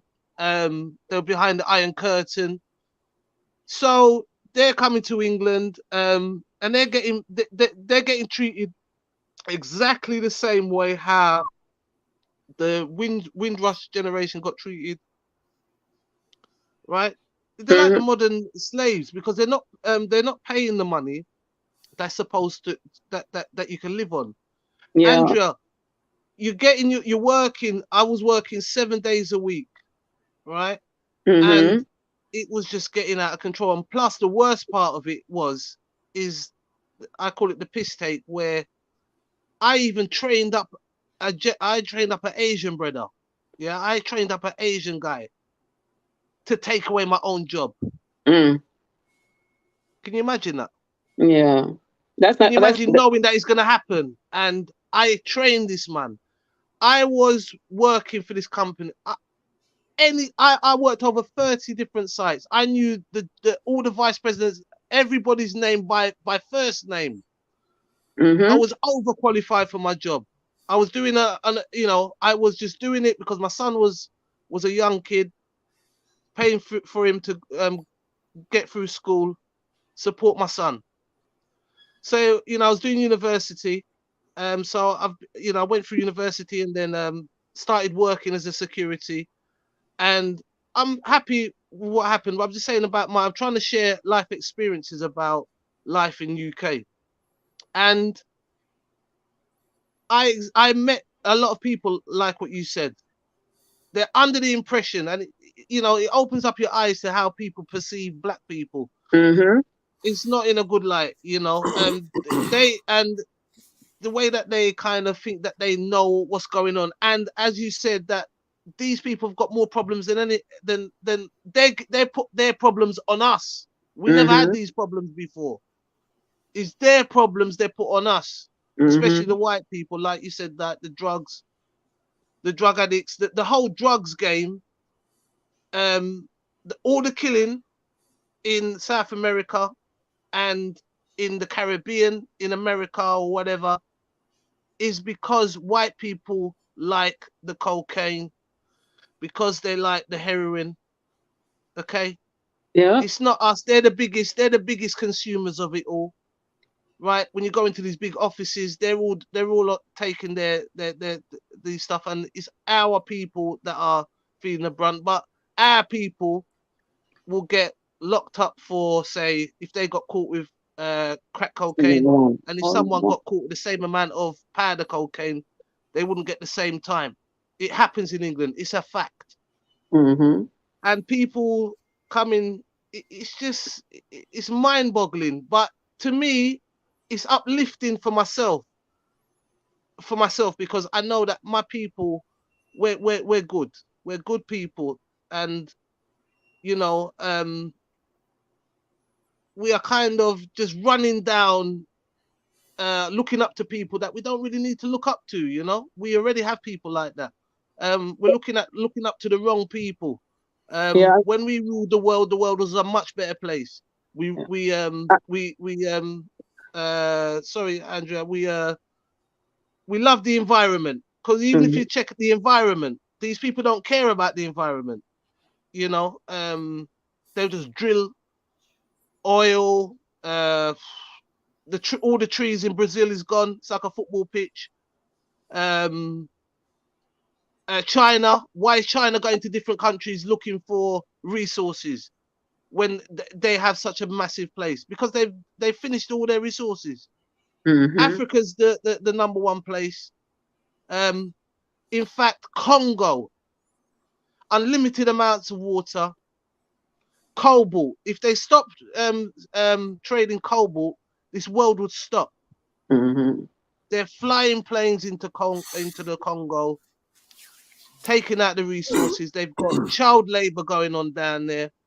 But us in the West, or I'm in Europe, and I've worked for 20 years, and no one can tell me. And I grew up in England. You know, as a kid, I've been through the schooling, the bullying culture. I know what the white people are like, and yeah, these people haven't got a clue. They're just being used, you know, and you know, but they're still put above us. This is the problem. This is the problem I have with them, right? We have given them blood, sweat, and tears. We've given them everything. Our foreparents, our grandma, especially our blessed grandparents, right, were good people, right?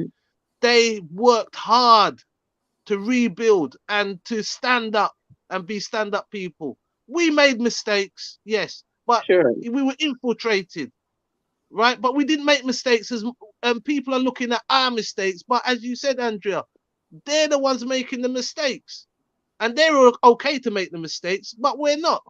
So it just comes back down to racism. You know, and that's why I just wanted to share that with you, and I really agree with what you're saying. And you know, the interesting thing, like with one of my coworkers at the time, when Trump was voted in as president, that's when everybody, you know, a lot of white people thought it was okay for him to come out. But one of them was at a stoplight, and a white person jumped out of their car, ran around to his window, and told him to go back to your country where you came from. And it scared. And I said, I keep trying to tell y'all don't want to listen to me. I said, I keep trying to tell y'all.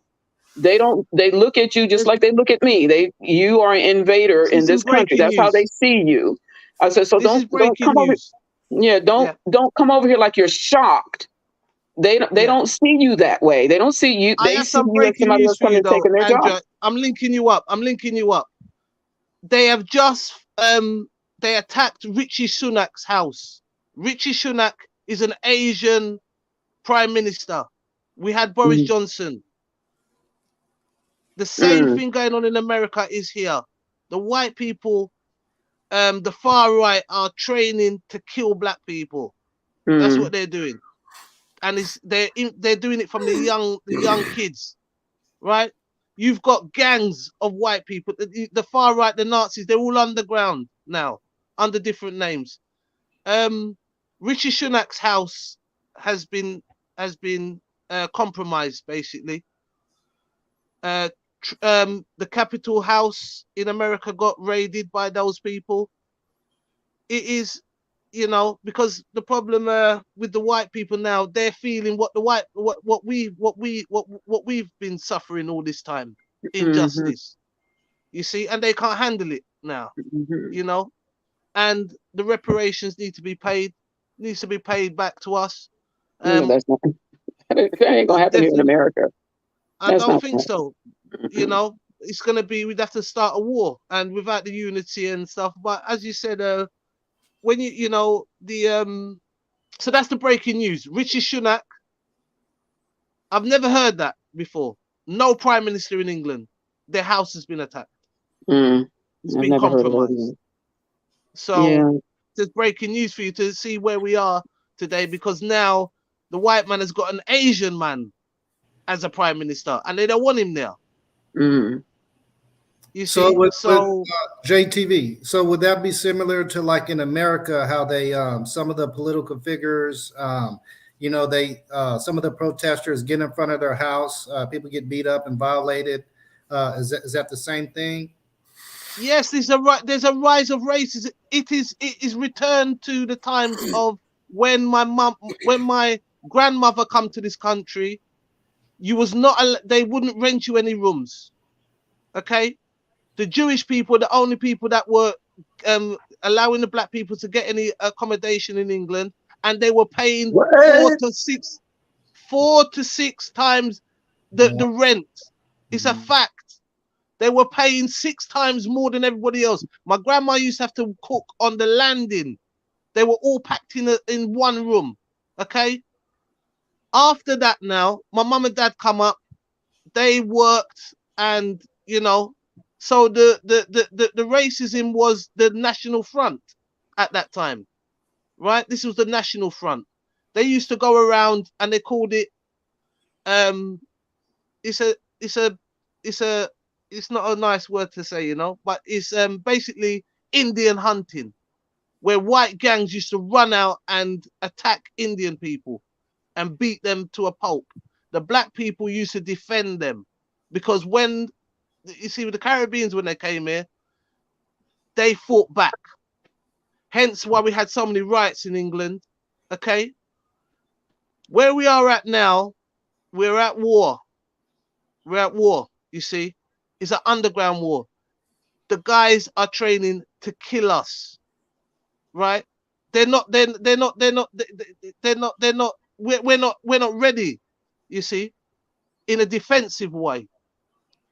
They are dealing with the children as well. So what I was saying about the accommodation in England, so my mother, so now it's come back round as a circle. What I'm trying to say, Donny, it's come back round as a circle. So we're back to the 1960s, 1970s in the UK. That kind of thinking, right? Remember that these rednecks that you have in America are the same, are the rednecks from England, right? These are convicted criminals that were sent to the new colony, right? And have washed up the trash. They're the same English. They're the same English people. The English people are the most racist people on this planet. Slaves in Jamaica were begging for the Spanish slave masters to come back to enslave them. They were that evil. The evilest people on this planet. Don't think Russia and all that. The Second World War, Hitler was laughing. The reason why he was laughing, because England had the cheek to say, do not do that to the Jews, when the Germans well knew what they'd done to the blacks. It was the worst thing ever happened in the whole history of mankind, what happened in the Atlantic slave trade. And for people to say it didn't happen is absolutely ridiculous. Yeah. Our own people, that's how much we're affected. Oh, yeah. That's how much we're affected. So Moors deny the transatlantic slave trade. That's how much we're affected. Can you believe it?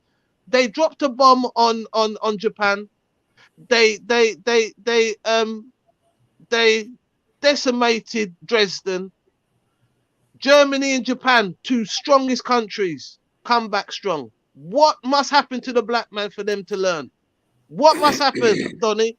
Shaka, what, and Andrew and Medea, right? Too real. What is to happen? The panel, the chat. What is to happen to the black man? Nothing's ever happened to any other person in this world. What has happened to the black man? We still don't learn. It's the mind. We're gonna suffer.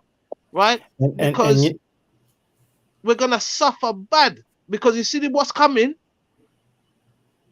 They take over Africa right now. The Chinese have taken over the ports. Russia, China, France, Russia's been there America. from time. France, Well, Shaka. JTB. France is a. Go ahead. Well, not to cut you, but I just want to give my little 2 cents on that kind of. Yeah, question. man, go through, bro. Sorry about that. So, you know, right. So we're talking about all this stuff. We're talking about black folks in the diaspora, right? Black people in French, Jamaica, England, where VB is at. I forget the name. Denmark. Norway. Denmark. You know, so Oh, on. Denmark. Sorry. So we're kind of divided. I mean, okay, according to everybody, we're divided. You know, and when we look at your mother country, right? It's no secret. Everybody's coming in there, taking over. We're not controlling anything. And I'm preaching to the choir, but it's almost like we lost the world battle. But I'm not giving up. But I'm just saying, you know, what I'm saying, got to keep we're not. pushing. Yeah, we're not giving up, but we lost. We've lost because you're right, Donny. Sorry to cut you. We lost. Look at Jamaica. They've got Christopher Columbus's statue along the coast in Discovery Bay. They have names of people that murdered people, you know, murdered the Indians, right? You know, there's this. It's so deeply embedded, right? It's unbelievable, but there is no excuse. What more must happen to us? The Jewish, they teach their kids from they're born. They never forget that Holocaust, and the Holocaust was nothing compared to what we went through. That's why they done it, because it had already been done on people. It had already been perfected. The English perfected this. The Zyklon B was made in America. But I also, excuse me, I just wanted to interject because, you know, I think that because the conversation kind of started out political, and I think that, you know, everybody's situation is different from wherever we're at on the planet. But we should have a collective goal instead of this tribalism over here, and, you know, so on and so forth. Just try to find something that we could come behind. And the goal is survival, Donny. We're in trouble. They're trying to kill us, Donny, and we're in no position. I agree with you. I agree with you. But just let me finish. I won't be long. Sorry. It's okay. And just try to get in front with that. Whatever our political agenda is, whatever we want, how do we make that happen? And, you know, and all the other stuff, I think, will kind of fall in line, things that we need to fix within our. But Donny, we've been there. We've had our own leaders. We've murdered our own people. The best of the best. We have done it. We've killed them. I'm not talking leaders, though. I'm just saying, you know. No, I'm saying like the people that could have helped us. We don't support them. We don't support them. We're our own worst enemy. We've got to take a lot of stick for where we are. We've got to take a lot of it. We've got to kind of look at ourselves and say, you know what? It's a myth. We need to be military trained and be dealing with things like the Japanese.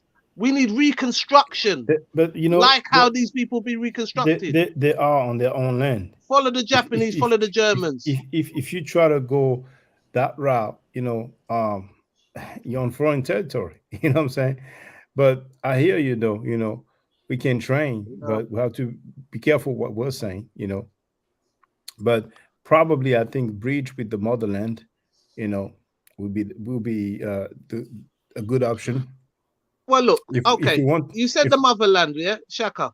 Shaka, right now we're in a great place. There is a war going on. Okay, the war cannot be done without Africa. They're getting all the resources from there. Why are they not closing all the barriers and saying you're not getting nothing until you pay more money or whatever? because they usually have puppets in power. That's why. There you go. Yeah. So we're our own worst enemy, But, you see. well, I wouldn't say that. see? I wouldn't say that because you see what happened in Mali and what's going on in Niger now. You know what I'm saying? Yeah. So things are changing. Things are Hey, changing. Shaka, can I ask you a question? Sorry, Yeah. yeah. Feel free to River. Yeah, let me ask you, man. Have you seen the movie They Cloned Tyrone? No. I haven't seen that yet. I've seen the trailer, and I mean, maybe I'm wrong. It seemed like it was a comedy kind of movie. Have they cloned me? like a dark comedy. Yeah. Yeah, I think they has cloned anybody Spence. On the panel seen it? I was I all right saw it. before. I think I they've saw it, cloned me. but- This is but, a clone. It's not the real JTV. I saw Okay, it. well, what I took from that movie, man, what I took from it, and I see it every day, being in music and whatnot, is until we change like the culture, we'll Can you hear never me? get out. We'll never get out of this, man. Yeah, we can hear you, Andrea. Yeah, I know my husband, when they were watching it this past weekend, but Echo, didn't watch it. Andrea. Yeah, you're breaking up a bit, Oh, Sandra. Sorry. Okay, I'll wait. Yeah, I now had we to hear get you. out of my We hear car, you so now. I'll wait till it clears up. Yeah, but here we you now. We hear you now. No, I was gonna say my husband watched the movie, but my husband watched the movie, but I didn't. Yeah, I just have it's a good. I have a hard time. I think it's a black exploitation movie. I mean, I heard it was good. My oldest son was telling us about it, so No, it's a really It's just hard for me to deep watch. movie. Like I would recommend everybody to just to watch it, even if it's not your cup of tea, because it's a really deep movie, man. And it goes to show you how like mind control we are by the culture, right? Because like the culture, it's in the music, every song, the most popular rapper right now is NBA Youngboy, and I ain't trying to hate on him, but he's the most popular rapper in the hood right now. And he can't make a song without talking about popping somebody, and that's what everybody's into, man. And we on that vibration, like the Yeah. vibration makes you feel a certain way, makes you do certain things, man. Yeah. But I don't Chief Keef, what is it? The guy from Chicago? Chief Keef. Yeah. Yeah. He's been kind of credited with, that not just the drill style, but going on the opposite. I mean, in Chicago, they have so much disrespectful stuff that they've been doing about dead people and all that. And but I agree that for a while It it's been is about real. who's the hardest, We're in trouble. and, killing and stuff. America's in But trouble. You see The what happened UK's to in trouble. Casanova 2X, right? And Yeah. I mean that song, so Brooklyn.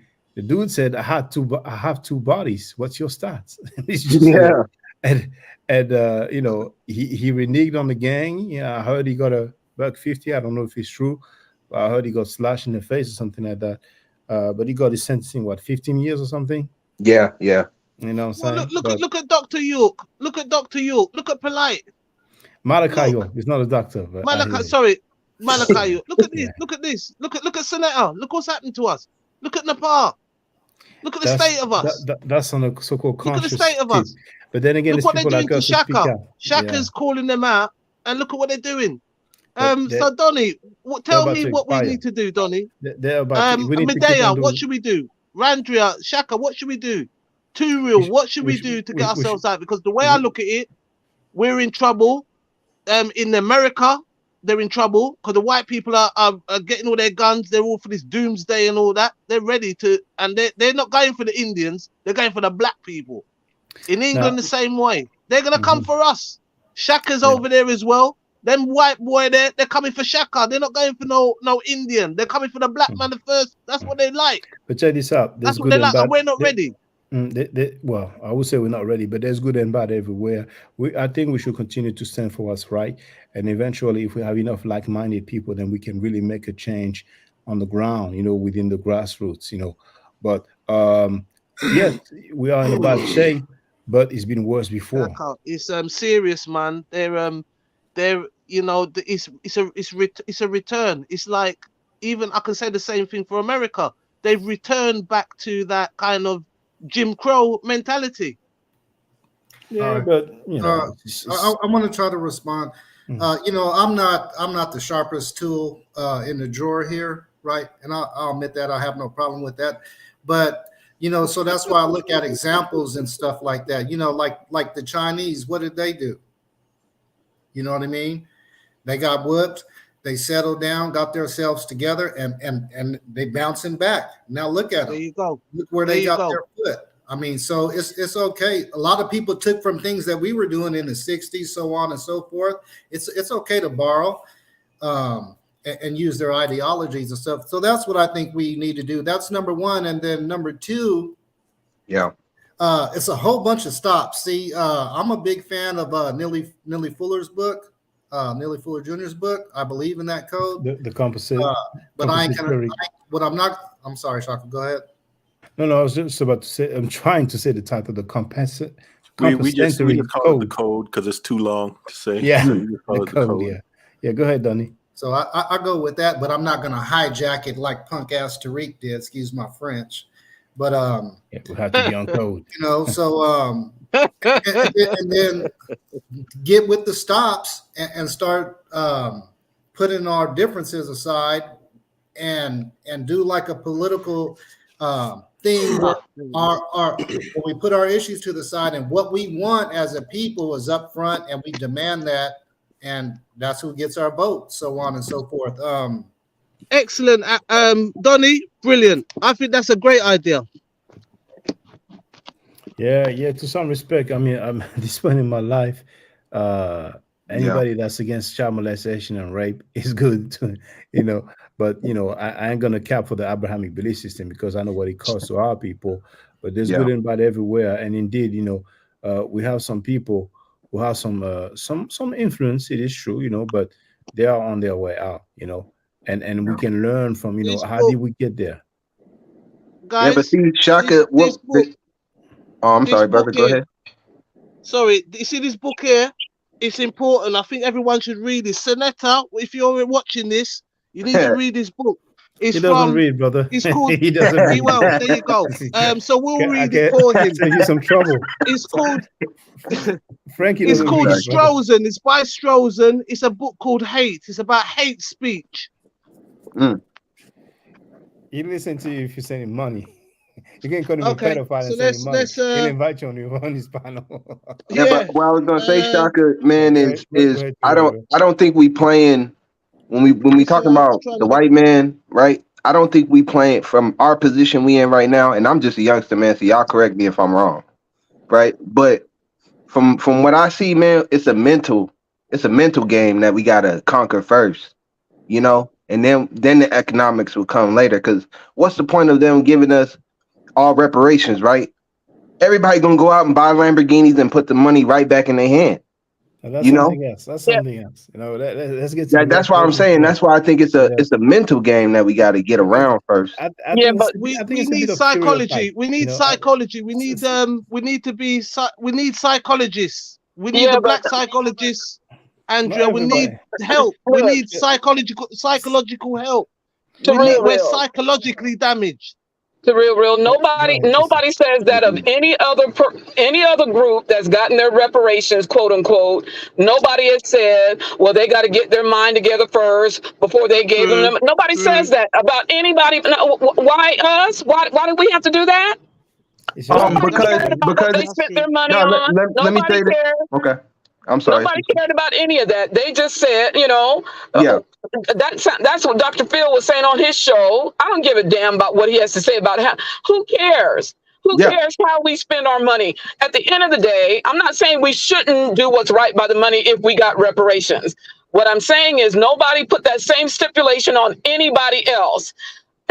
We always have to do an extra step in order for us to get a particular thing. When they got theirs, nobody was saying, oh, well, we don't know how they're going to spend their money. When white folks was getting handouts left and right, nobody said, well, we don't know how they're going to spend their money. But when it comes to us, all of a sudden, it's this thing about, well, we're going to buy this. Oh, okay, so it's my money. I can buy what I want to buy. It's my money. I agree. I agree 100%, right? But what I'm saying is, like, as a whole, for the black man in America, right? We on our own over here. Us. We really on our own. Trying to pacify us. I understand that. They're trying to pacify us and trying to work mind games. Donnie, go ahead, I understand what you're saying. I'm not saying I disagree. I'm just saying we need to stop with all these caveats as to when we can get a thing, because if we keep putting those out there, trust me, they will use what you're saying and say, see, they don't deserve it because they're not going to know how to spend it.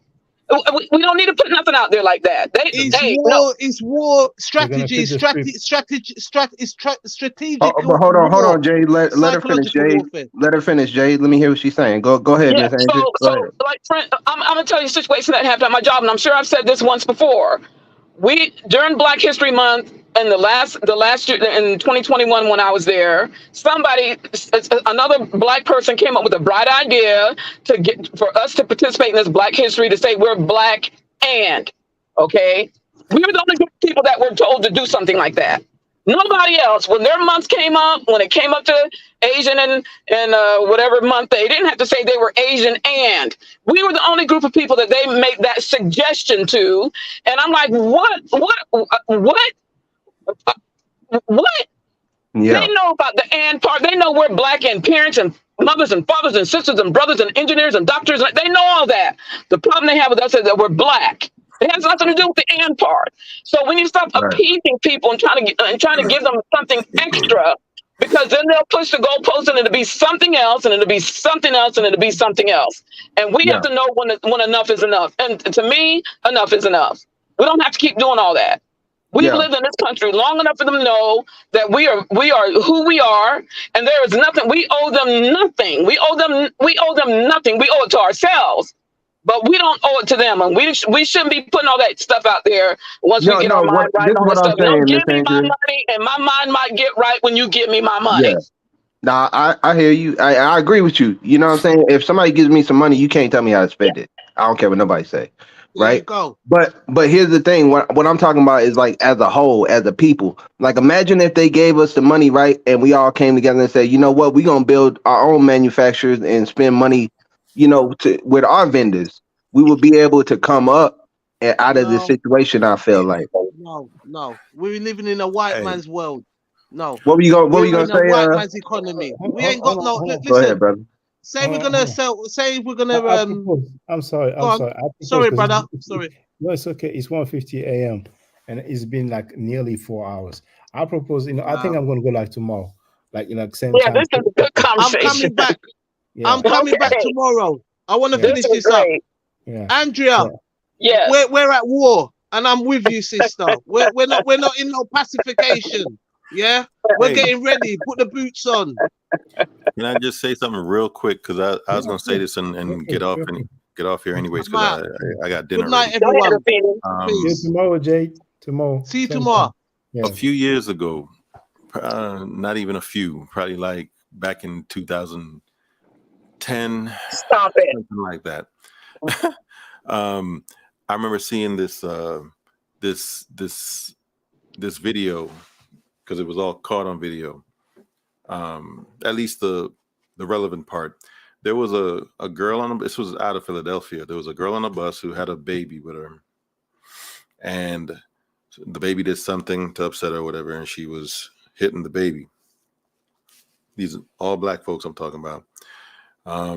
There's a Black man on the bus who just told her that, hey, you shouldn't do that. It's a very young child, it's a baby,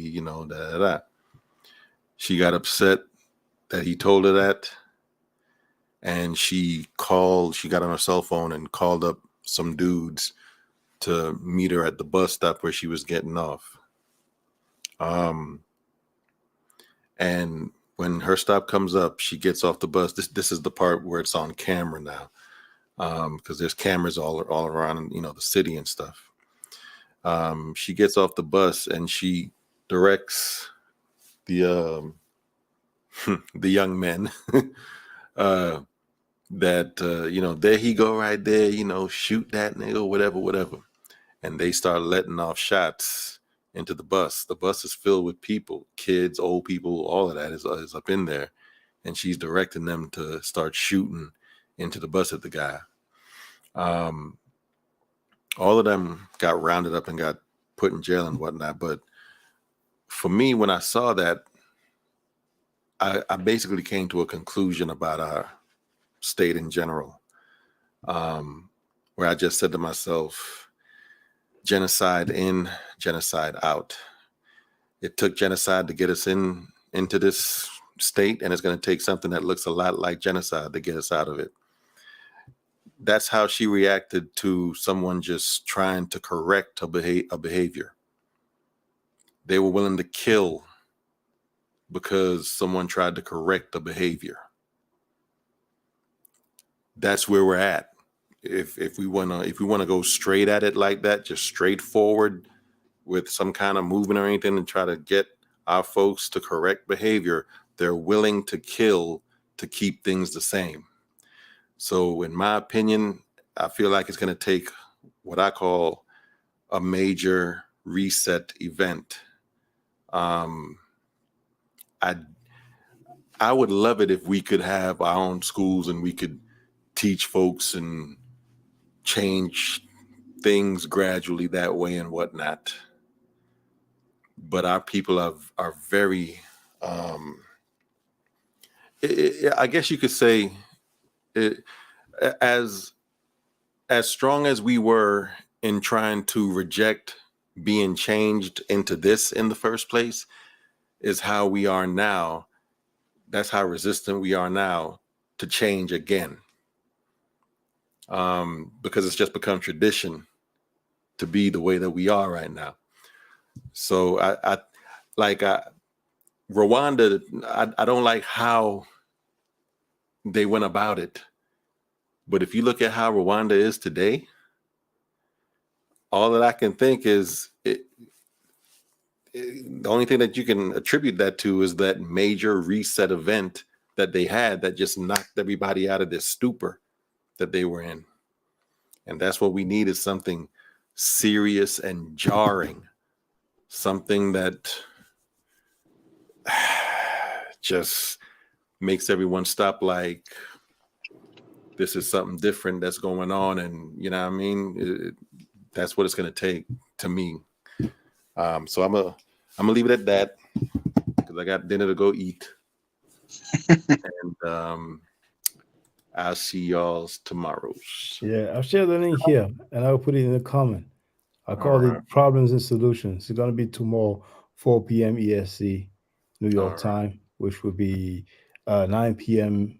England time, which will be 10 p.m. Paris or France time. So I'm looking forward to have you all and everybody that wants to get on the panel. I will share the link so we can chop it up. Thank you very much for being there, brothers and sisters. So I'm going to make my usual closing remarks, and I'm going to put the outro because it was long enough.